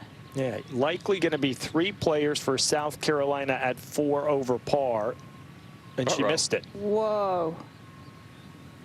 Oh, no. That's not paying attention there. But this is where the math gets a little confusing, and we'll try to simplify it. It now makes those 2 scores at 4 over counting scores. So they really only lost 1 there, not 2, because Maylise now becomes a non-counter. Megan Propek from Virginia, their last chance. Needs this putt to go. Just missed it out on the right side. So they're posting at 15. South Carolina's at 13 right now. For now. For now. For now. The direction's not the one they want to be going in. Yeah, but if I'm Virginia, you're hanging around at 15 over. Yeah, I'm not going to the airport. Yeah, no, exactly. In fact, you're trying to keep your players warm and loose up just in case you have to go to mentally the playoff. too. Yeah, absolutely. Nothing is done yet. Yeah, and South Carolina now officially at 14 over because of the 2-shot swing for Maylise Lamore at 8. Becomes a non-counter, so one of those 4 overs, both of them, in fact, become counting scores. Let's go over to 16, Catherine Parker, second.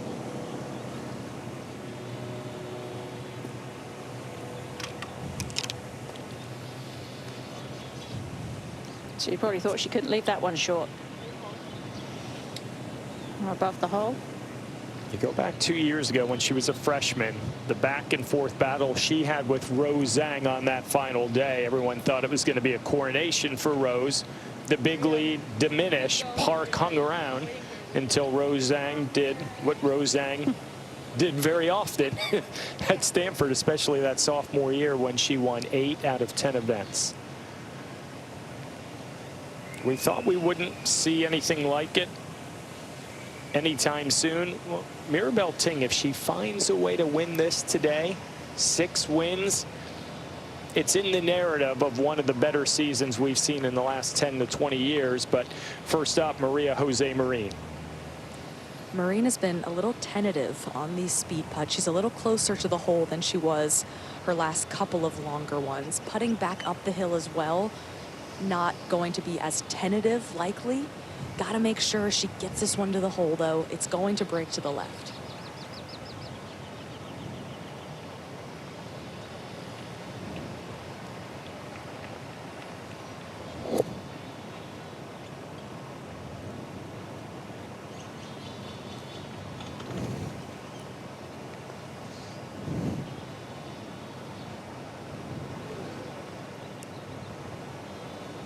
Oh, she's going to leave herself an uncomfortable distance again.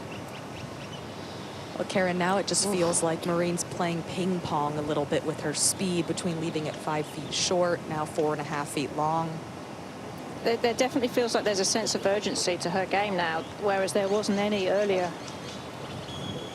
And there doesn't necessarily need to be urgency. No, not at all. Not when you're leading by 2 as we head over to 13. Yeah, Kelly Sue now for birdie.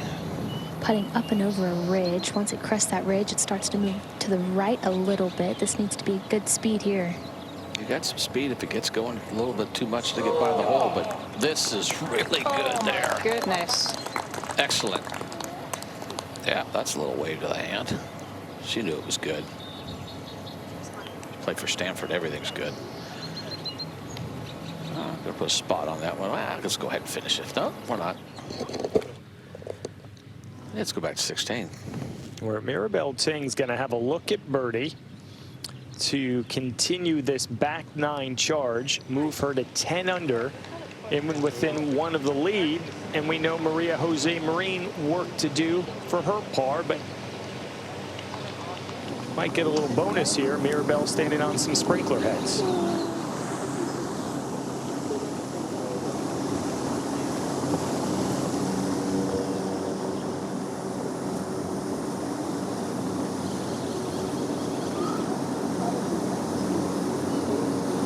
Mirabelle does take her club length, she does have the option to go toward the green, which would help when it comes to having a good start line. I think the only reason why you would even take a drop here is so that it doesn't feel strange under your feet. Otherwise, she's not going to gain a huge amount. Yeah, it's not affecting the line. No. All right, third shot for Summer Hayes. They're currently the bubble at 13 over. Let's get this up and down. Obviously a counting score. Made a great save at the last hole. Did she do it again? Oh, this is pretty clutch short game action here from Summer Hayes. Absolutely. That's a good chance for par. It would be a big time par there. And Arizona State, Jim, currently in 8th at 13 over. South Carolina has dropped out by a shot at 14 over par. Arizona State stepping up, coming down the stretch. South Carolina going the other direction. So Mirabelle Ting taking a look at it from the other side of the hole, trying to get within 1. That was courtesy of a Paula Schultz-Hansen birdie at the 6th. Yeah, for Arizona State. Yeah. So maybe finishing on 6, 7, 8, 9 a little more advantageous. We'll see how that plays out over the next hour or so. If Mirabelle were to make this putt, it would be for her 5th birdie in 7 holes. Think about the last 3 putts that Marin has had in the short range. 2 of them she's missed. The one she made, it lipped in. So none of them went in the center, the ones that she did make last couple of holes. For Ting, this will go right.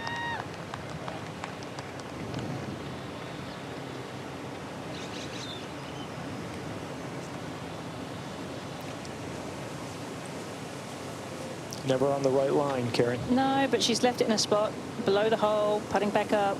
Shouldn't be a problem for her. More importantly, Marin knows that it shouldn't be a problem for Mirabelle either. Well, the strength for Marin, as well as Mirabelle, but in this situation for Marin, is she's been in these situations. She was a semifinalist at the U.S. Women's Amateur last year. She's won 3 times in college. She knows how to win at the biggest stage. And so when you're trying to stay in the present, she's already had to overcome some of those challenges and pulled it off. And this is a big putt right here to make sure she plays enough out to the left.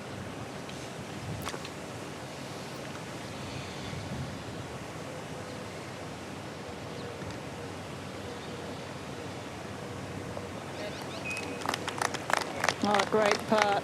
What a putt. Really well done. A slight smile for Maria. And if you're new to college golf, it is Ready Golf. Catherine Park in that group. When Mirabelle Ting was surveying and getting the free drop, Catherine let it fly on 17. So not disrespectful. If anyone at home wants to say, what in the world is she doing? It is encouraged to keep it going. Speed up the play, but that's not going to be a very good lie. Now Mirabelle to stay 2 back. She's got it. There's a reason she has won 5 times this year. Is there anything left in the tank to make it number 6? We'll find out when we come back to Carlsbad. Our coverage of the 2025 NCAA Division I Women's Golf Championships continues, and it is presented by AT&T. Omni La Costa Resort and Spa in Carlsbad, California, hosting this national championship for the 2nd consecutive year. 43rd edition of this magnificent event as we watch Maria Jose Marin at 17. Yeah, 7 birdies on this hole. It's a little bit downwind, so pretty wide fairway, and that'll be just fine. She'll love this one. Got a little bit of roll to it. Whole location on that back right portion of the green.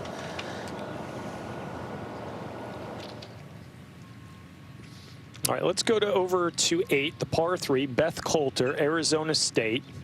This for birdie. That took a big swing. Counting score for ASU, currently even, and she'll stay right there. So Sun Devils and Gamecocks back and forth trying to get that 8th and final spot to make it into match play. All right, let's go over to 14. Kiara Romero, Oregon sophomore, standout.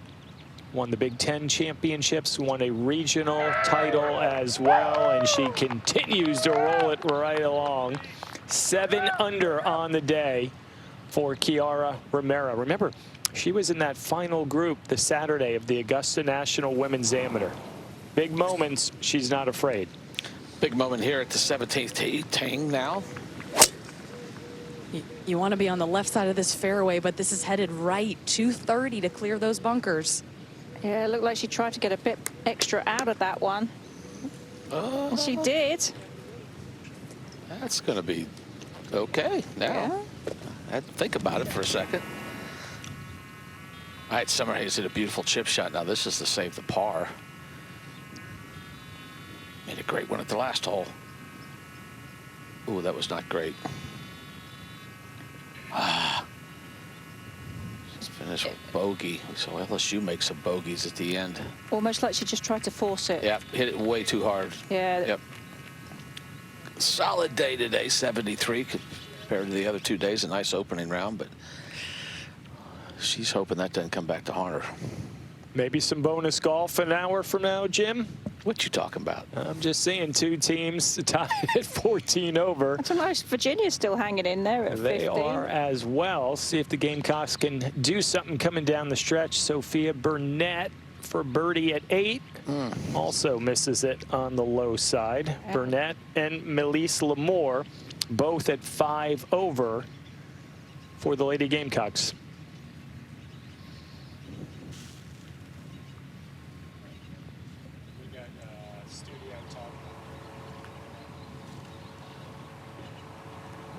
Let's go over to 14. Deanna Lee getting ready to go. Beautiful tee shot, just center of the fairway here. This is a really accessible hole location today. 9 paces on, just 8 off the left. Anything slightly below this hole will leave you a really nice putt.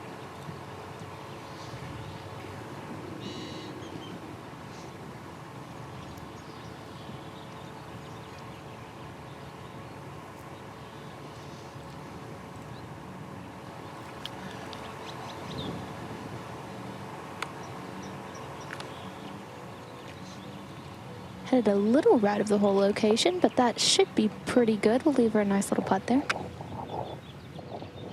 Yep, just past the flagstick. She'll have a look at birdie. Northwestern as a team tied for 3rd, 2 over. They are in a really good spot to move on to match play. And so is Marine here. 2nd shot at 17. 135 yards downwind. You have to make sure you land this short of the flagstick. Big drop off long. There is a little drop off. If it gets about 4 or 5 feet right of the hole location, it'll fall off the green. So had it or just left will be just fine. This is drawing nicely. I'd say. Whoa, baby. There's a little slope there. I don't think it's going to come back off of it. All in all, pretty solid shot. Downwind, just so hard to spin it. Of greens have really firmed up this afternoon. 14. Kelly Sue, her second. The wind has really picked up into these players' faces right now. That'll leave a little downhill putt above this hole. You could tell she really liked the shot, though. The way she was kind of holding that follow through, little club twirl.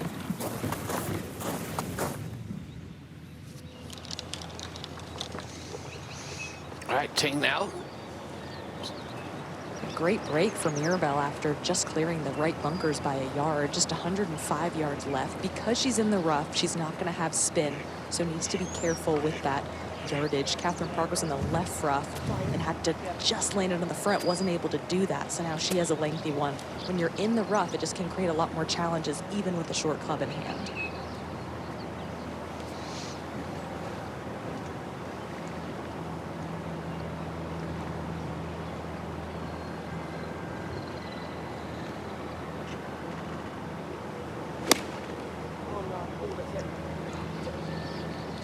She's tugged a couple irons. That's going to go a little bit long as well. That's not her best effort. So Marin a little bit more of a control. She's got a 2-shot lead over Tang. A couple birdie putts left.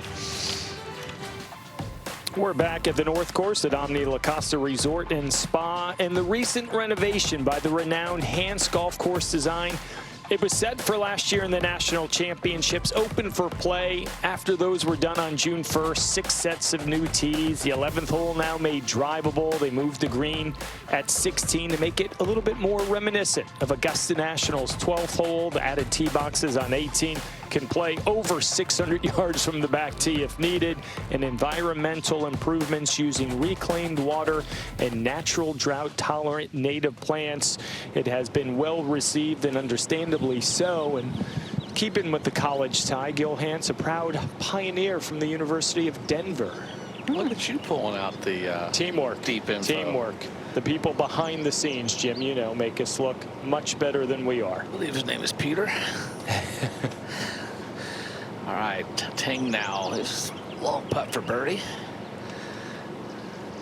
Certainly an advantage for Ting, given that she's 2 back and is going first. She can put pressure on Maria. This is a difficult one to read, though. Will break to the right.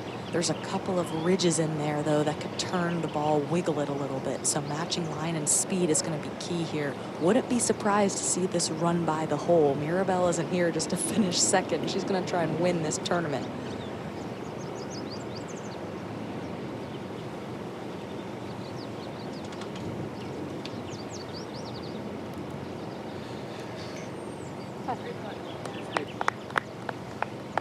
Okay, that's a good speed there.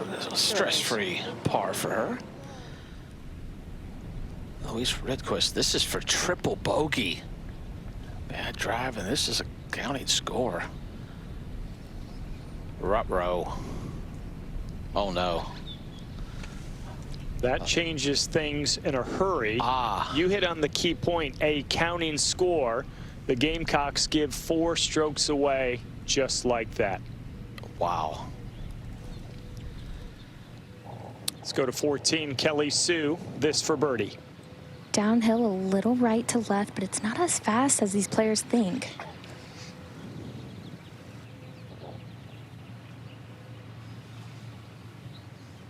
Another one fooled by the speed of that green on 14.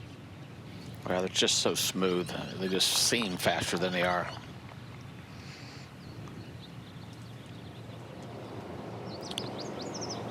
All right, Marin for birdie here at 17 to extend the lead. And given that Marin made that great par save on the 17th, makes her way more comfortable over this putt.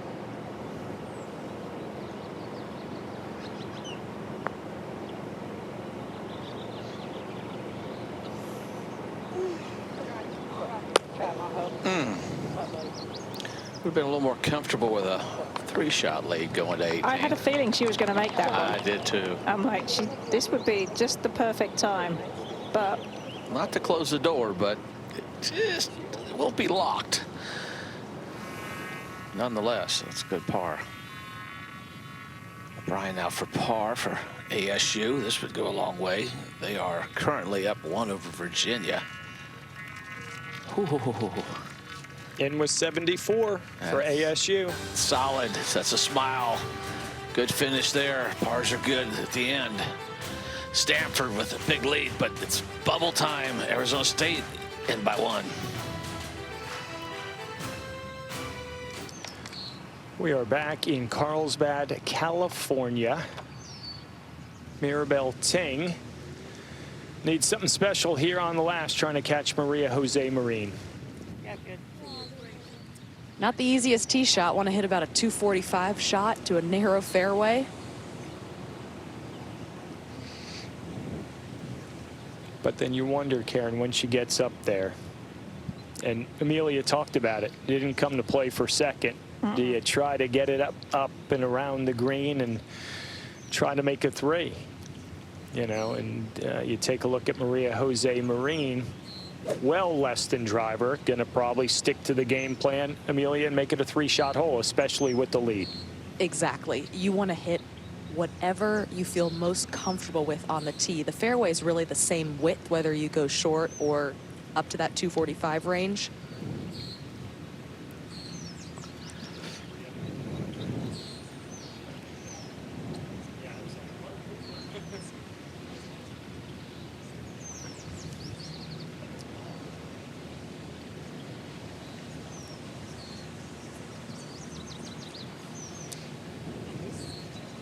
She's taken a little bit longer on that one, standing over it.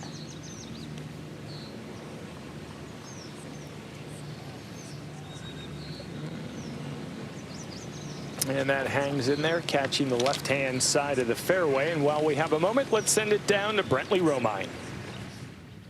Here with Virginia head coach Ria Scott.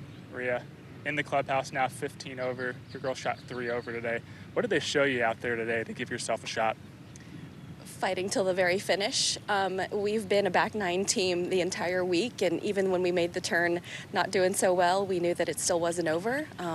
That's what I know about this team, is they're gritty and they're going to fight till the very last putt drop, so I'm really proud of them. Now, you chose to hang out here around 9 green. They're not really watching, but what's going on, you think, inside each of their heads right now, and more importantly, inside yours? They're definitely watching. They're watching the scores as well. Obviously, we were processing the day, getting some emotions out, but also then mentally preparing ourselves for a possible playoff, if that's the case. But just anything can happen. All the players in this field are good, and I hear some cheers over there. But, you know, anything can happen, and so we're just preparing ourselves for whatever that might be. Yeah, exciting finish certainly on tap. Thank you so much, Ria. Burko, send it back to you. 7th year as head coach at Virginia, Ria Scott and her team. Now they sit, they wait, they're 15 over. Will Arizona State see it through to the clubhouse? Will there be some bonus golf or a potential speed bump like we saw from South Carolina a short time ago? All right, Beth Coulter, this is for par now. She currently has the lowest score on their team, on the ASU team. She's at even par for today. Gotta have it.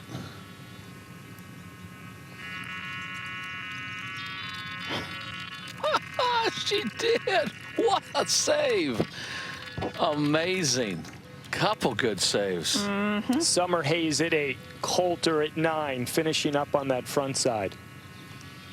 Wow. It's that Curtis Cup experience coming out there. You know, South Carolina isn't quite done yet. You got Ella Galitsky still out there with a chance to maybe birdie them all coming in. And this has been a tough one to read, but this is for birdie. It goes left just a little bit. Oh, there you go. That gets them within 2 shots. Such a phenomenal talent. Started in January, just a freshman, second event out, beat Lottie Woad in a playoff. To give you some sense of just how good she is. This is Burnett for birdie for South Carolina. Oh. You would have started believing a little more if you see 2 in a row. Yeah. And by the way, she knocked it 5 feet past. Yeah, good point. Wow. Yeah, that would have changed the whole concept and the whole atmosphere. 15, Sue's second shot. Dead center of the fairway. She wants to look out to the right here. That's the best spot to hit it. It's up there on that plateau. Stay up there. Okay, that should be fine. Chance for birdie. Paula Schultz-Hansen for ASU. This is for par. I'm starting to feel the tension. Me too. Oh. So did she. That was a short backstroke, and that's a bogey. And that's a counting score at Correct. the moment. Arizona State now 15 over, tied with Virginia for that 8th and final spot. Absolutely. Let's go to 18. Maria Jose Marin with the 2-shot lead, her second. In this moment, this is where breathing is so important. You want to make sure that you keep the same routine, but knowing that you have that extra adrenaline to maintain that tempo. Breathing is critical. Marin laying up short of that penalty area, hitting about a 170 shot.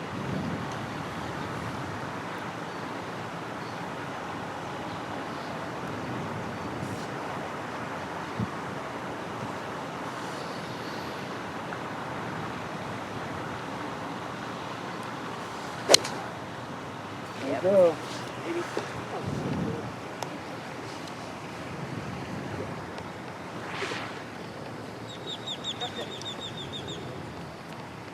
Maria finished tied for 4th here a year ago at 5 under par.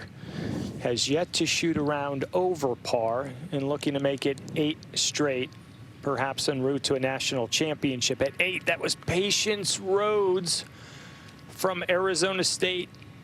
A counting score then becomes a non-counter with that bogey falling to 3 over par. That was vicious.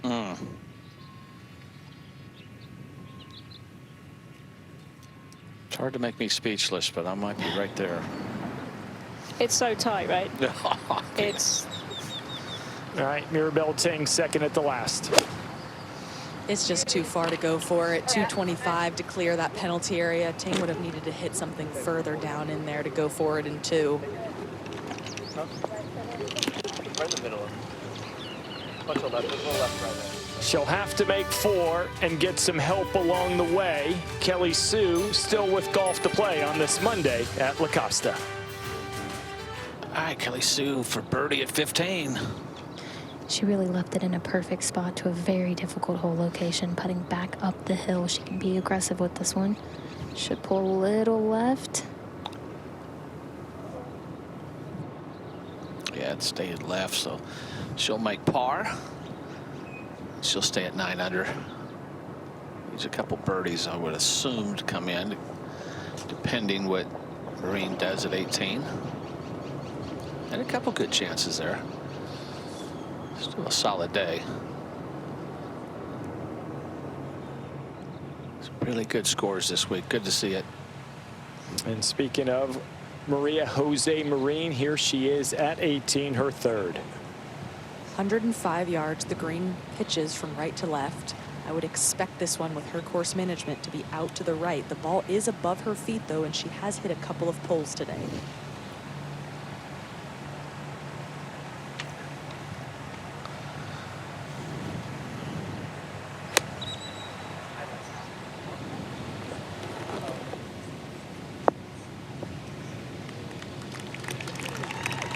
That's really solid. Well played with the circumstances there. You know, knowing that everything's on the line, having to put the ball into 3 different separate locations, one off the tee, one off the layup, and then one into the green. All right, let's go over to 8. Paula Schultz-Hansen, Arizona State, the short par 3, 95 yards. Counting score at the moment for the Sun Devils. That's the smart, safe play. A little bit long with the flag. 3rd on the way at Ting, for Ting at 18. Got to make it. Boy, oh boy, she tried, didn't she? Yeah, great effort. Another great week for the Florida State junior. Likely to fall short, and we don't know what Kelly Sue is going to do over the next 45 minutes, but the charge she put on to make it interesting as we watch Catherine Park. Trying to drive that one in a little lower. Well, that was a really difficult lie that Park had. It was well above her feet, so hard to control it.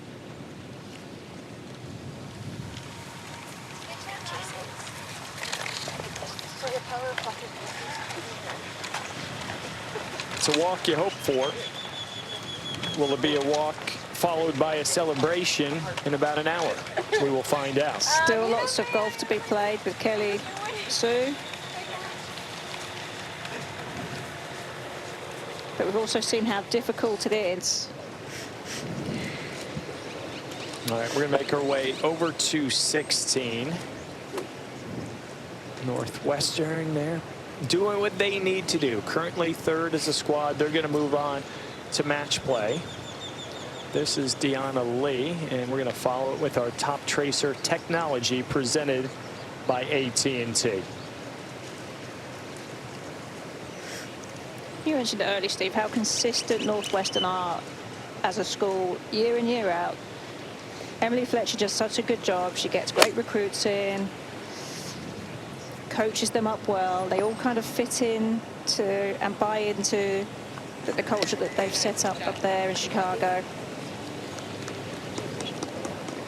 Great shot. And you said a key word there, Karen, culture. You think about great players. Do I want to go somewhere where it's going to snow 2, 3, 4 months a year? It's the same sentiment you'll hear from Mike Small, the great coach at Illinois for the men.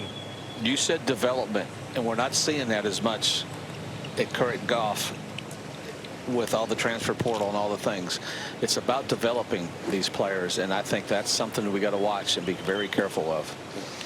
But to your point, Emily Fletcher stays in her lane, goes about her business, finds the little pieces of the puzzle to get the job done, as we watch Tiffany Huang from Oregon at 16. Wind is picked up at these players' backs. This is an accessible hole location. Land something at the front of the green and run something up just like that.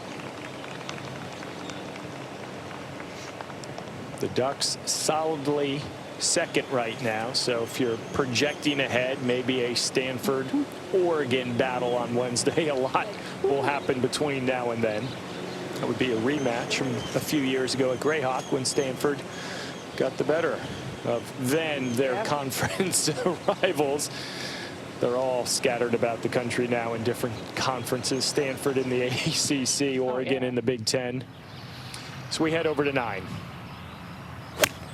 All right, Patience Road's second shot. We've got a hole for her score to count for ASU. Well, she doesn't do it, so Schultz-Hansen will be the counting score, and she's got about a 35-footer for birdie at 8. So it is gut check time.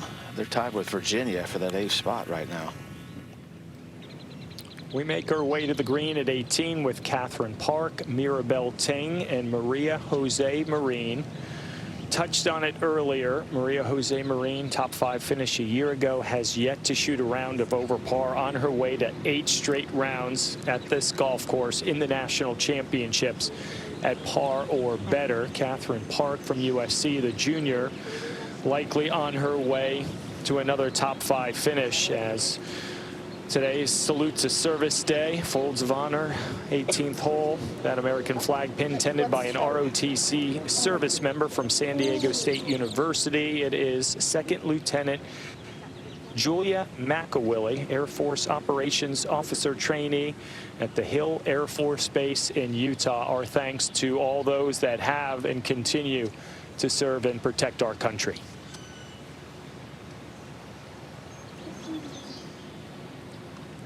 Now Park to finish up with birdie.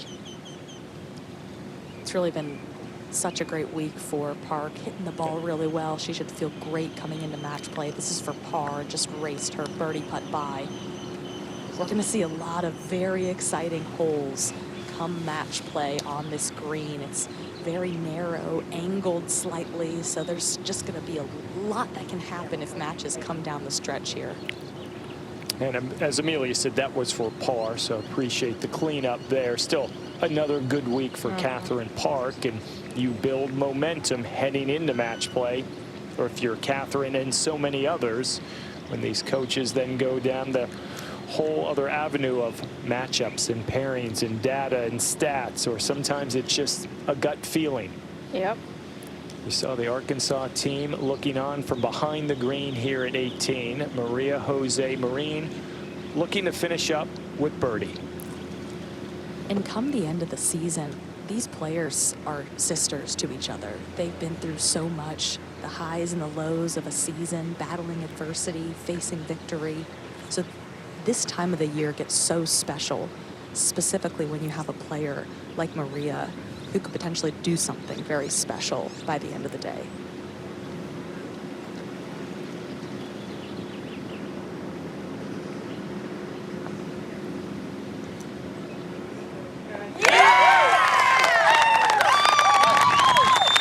What a way to close it out for Maria Jose Marin.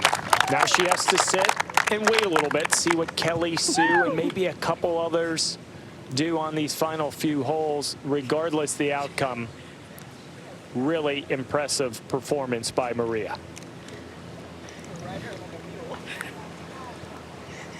Her teammates know it. They've been looking at their phones, doing the math. There's Mike Adams, longtime assistant coach for the Razorbacks. Will Maria join Maria Fassi and Stacy Lewis as other individual champs representing Arkansas? Now Mirabelle Ting for a birdie here at 18. Mirabelle, who really put up an incredible fight. 4 birdies on this backside. At one point, just got it to a 2-shot swing with Maria.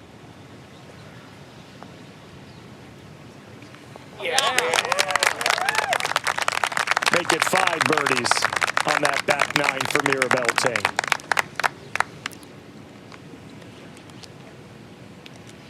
Karen, I'm not sure I've seen a transformation of a young lady in women's college golf in about an 18-month span than we have with Mirabelle Ting. Yeah, she's really grown into a player, confident in her own abilities and within the team that she's on. Well, Kelly Sue will eventually find out she's got work to do. First, though, we'll watch her tee shot at 16. 130 yards. Just looking to land something on the front portion of this green, and that did not sound good, Berko. Could she? my Oh no! goodness. Could she tell that Marin had made a birdie on the 18th? Because the 16th and 18th are really close. I don't believe so. I think she just hit a really poor shot right there. Okay. The early celebrations, that might become a really big one for Maria Jose Marin and the Arkansas Razorbacks. Still slightly stunned by the shot we just saw from Kelly Sue. All right, this is Paula Scholes Hansen, Arizona State, counting score, this for par at the 8th. Big swinger. Oh, my goodness. So for the moment, the Sun Devils will drop to 9th at 16 over. Virginia might be in as we head over to Kelly Sue from the drop zone at 16. Just about 10 yards closer. Much better shot here. Headed just a little left.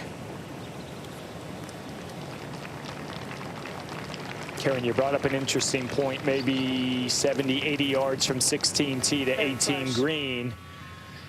Regardless, though, that was ill-timed by Kelly as we head over to 9. Yeah, Redquist has got to make this for par for South Carolina to have any chance. And that chance just went to about, not quite 0, but looking like it. Tough finish for her. She's battled back injuries. She has. She's a good player. She's fought through them to come out the other side. And if the Cavaliers, according to their head coach, Rhea Scott, are watching, looking at the scores, I think those facial expressions show you that they believe they maybe have done enough. Have they? We'll find out when we come back to La Costa. We are back in Carlsbad, California, continuing coverage of the NCAA Division I Women's Golf Championships, and it is presented by Stiefel. A lot of drama to this point, still some to be decided over the next hour or so. We're going to crown an individual champion by day's end, and Maria Jose Marin making it official. 3 under 69 for the Arkansas sophomore in this final round. She's in at 12 under par.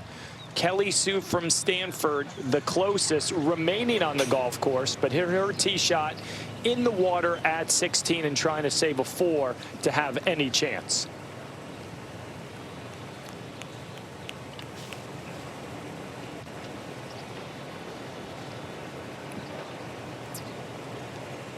as well as she had played all day and all week long, Karen, still taken aback by that tee shot.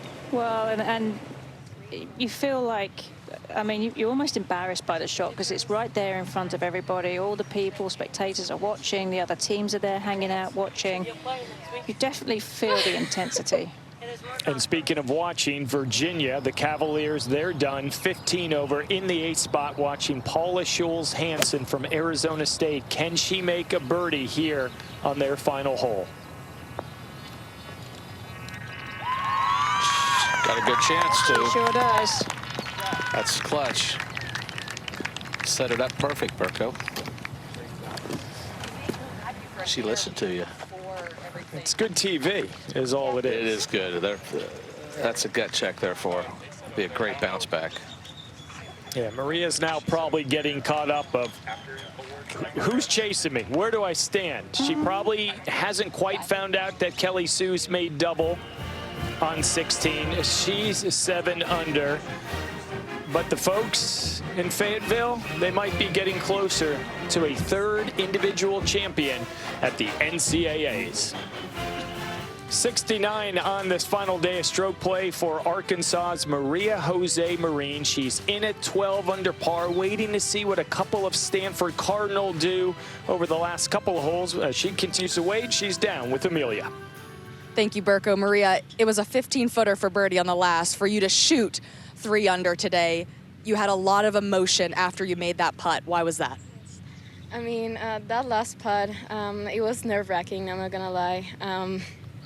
It was just, I did know what was happening out there, but I didn't know at the same time. I was like focused on my game, but focused on what the others were doing. I mean, it meant a lot doing that putt, just for, of course, the score and for me personally. I think 3 under is a great round to finish with, and I mean, I have a mix of emotions, but the ones that's strongest is I'm super happy right now. A 3 under is an excellent round on this course. That was your 8th round under par at La Costa. You talked about the difficulty of balancing emotions, staying in the present versus not. How do you manage that on the golf course when you're trying to win an individual title? I mean, I think it's really hard. I just try to play hole by hole. I know it was going to be a challenge today out there because of the mix of emotions, the conditions. Playing in the afternoon is way different than playing in the morning, so it was going to be a little bit more windy, and greens were going to be a little bit more well, like bumpy, as I can tell. Yeah, I just like try to breathe in every shot that I was going to make.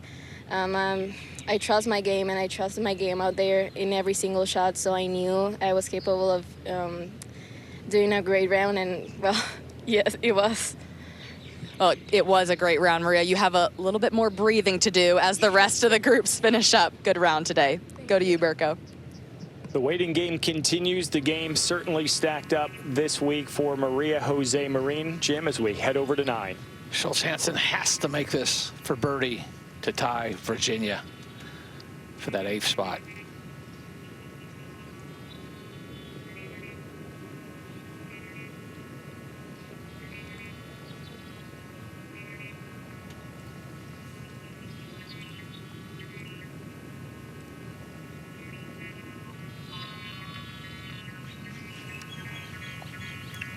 Oh, my.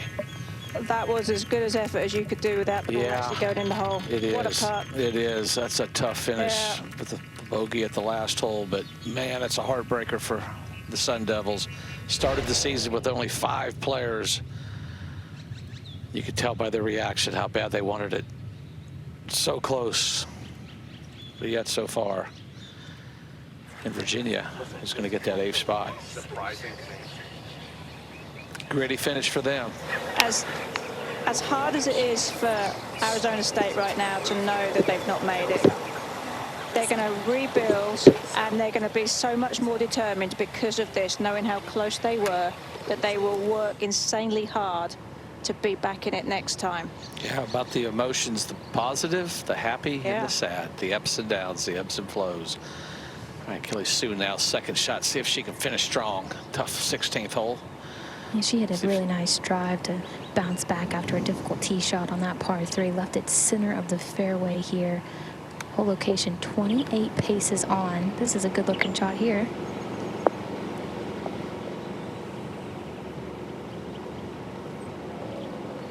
Well, you do the math, Jim. She pretty much had to go 2-2. She did. And she gave it a run, but she'll go back to that tee shot at 16 probably later this evening and say, what can I learn from it?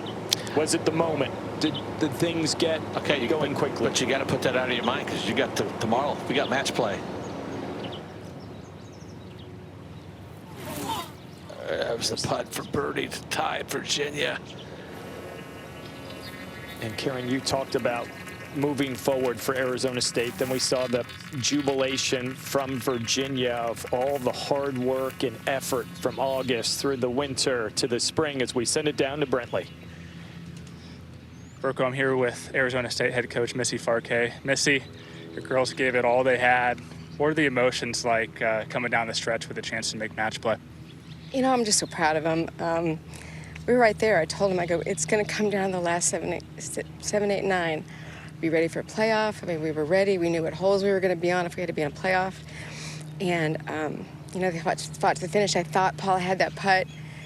She had a great putt. She got a little unlucky in the last hole. But, you know, I'm just really proud of them. And they've worked really hard. They've, you know, behind the 8 ball being 5 all year. And they've just take that as a challenge. And they've done a great job. I mean, it's just like, wow. But we were so close. We were right there. And we thought, you know, we were right there. So I'm really proud. They've done a great job this year. They're a young team, only 5 players on the roster, but they're all coming back. You've been around this long enough. What does an experience like this do for a young squad going into next year? Well, last year we missed Monday by 1 shot, and that needed to sting a little bit, and it did, and they learned from it. So I have a feeling this probably hurts a little more because, man, watch out, this group in match play. But, you know, we were a young team for so long, and we're not young anymore. We're wise and mature on and off the course, and they've done everything I've asked. But it's tough to end the season this way, but, man, they've done a great job. I'm really proud of them. You see teams take on the identity of their coach, and that's resiliency. I know this team will bounce back. Berko, back to you. We always talk about the players, the emotions they deal with. And when you hear from Missy Farquet at her alma mater, won a national championship as a player, an assistant coach, and a head coach. She's all about the Sun Devils and these young ladies. And how about the women from Charlottesville, the Virginia Cavaliers? They're moving on to match play on Tuesday morning. Late afternoon here in California on this Monday. Our coverage continues of the 2025 Division I Women's Golf Championships, and it is presented by AT&T. The race for 8 moving on to match play on Tuesday. It just wrapped up a short time ago. Arizona State had a look for birdie on the 9th. Their last by Paula Schultz-Hansen, just burning the right edge. So Virginia, who posted almost an hour earlier at 15 over par, they're moving on. They will take on Stanford tomorrow. Still, though, the individual title, Jimmy, mathematically not Maria Jose Marin's yet, but we're getting really close. Yeah, we are. Kelly Sue now for birdie, just to get her to 8. Been a nice bounce back if she'd have made that one.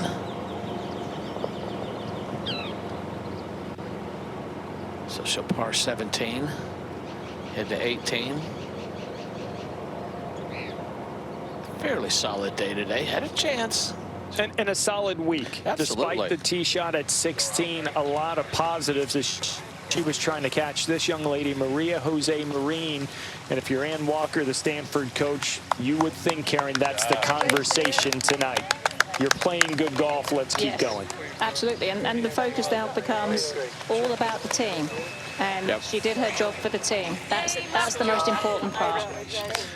I think that's the toughest part, Karen, it is an individual sport.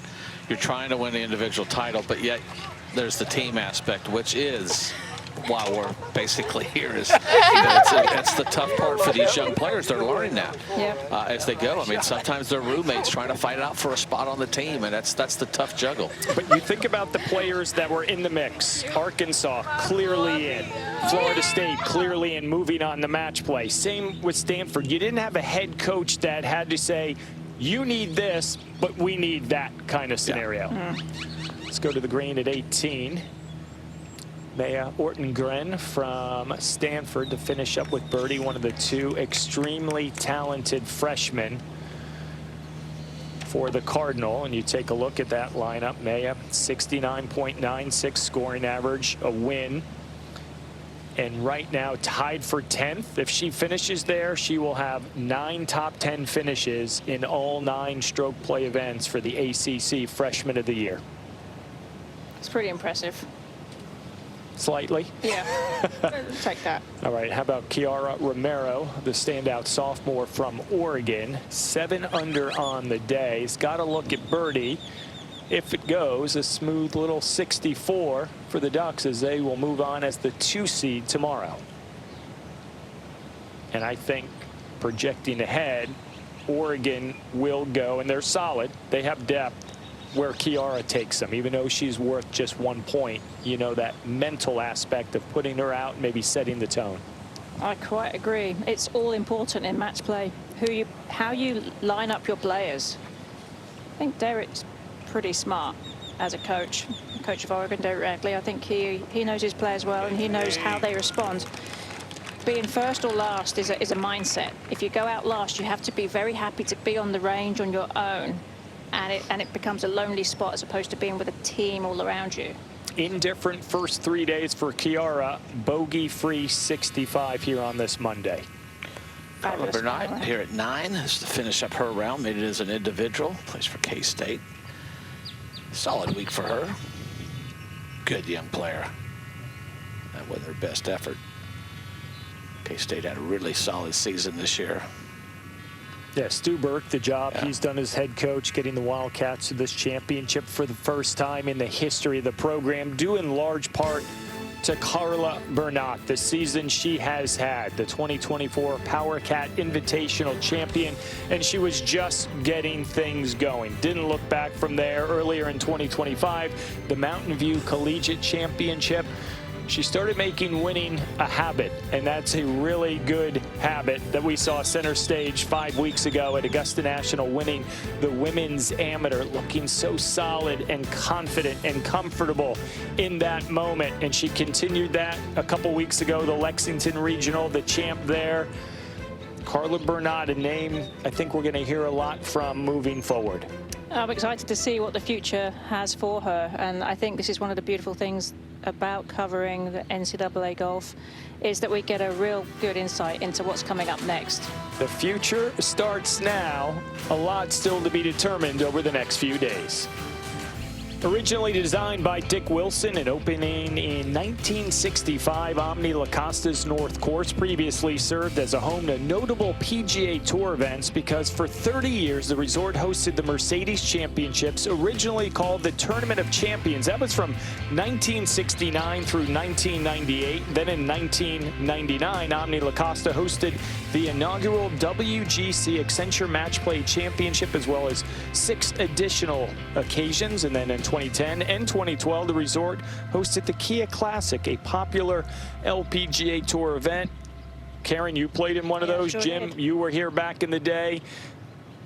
La Costa and golf in California, it's been a staple for 6 decades. It sure has, and the golf course has completely changed, that's for sure. All right, tee at 18, Kelly Sue ready to play. She's been so good with this club all day. Sends it straight up in the air on a good line.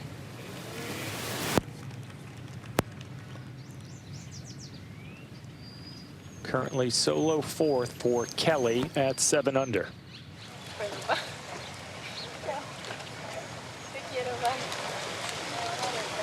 Checking messages, maybe a FaceTime, because we're getting a little bit closer to making it official. And if she's checking social media, she may have seen a tweet from arguably the greatest Arkansas Razorback, Stacy Lewis, who on X put out, "Welcome to the club.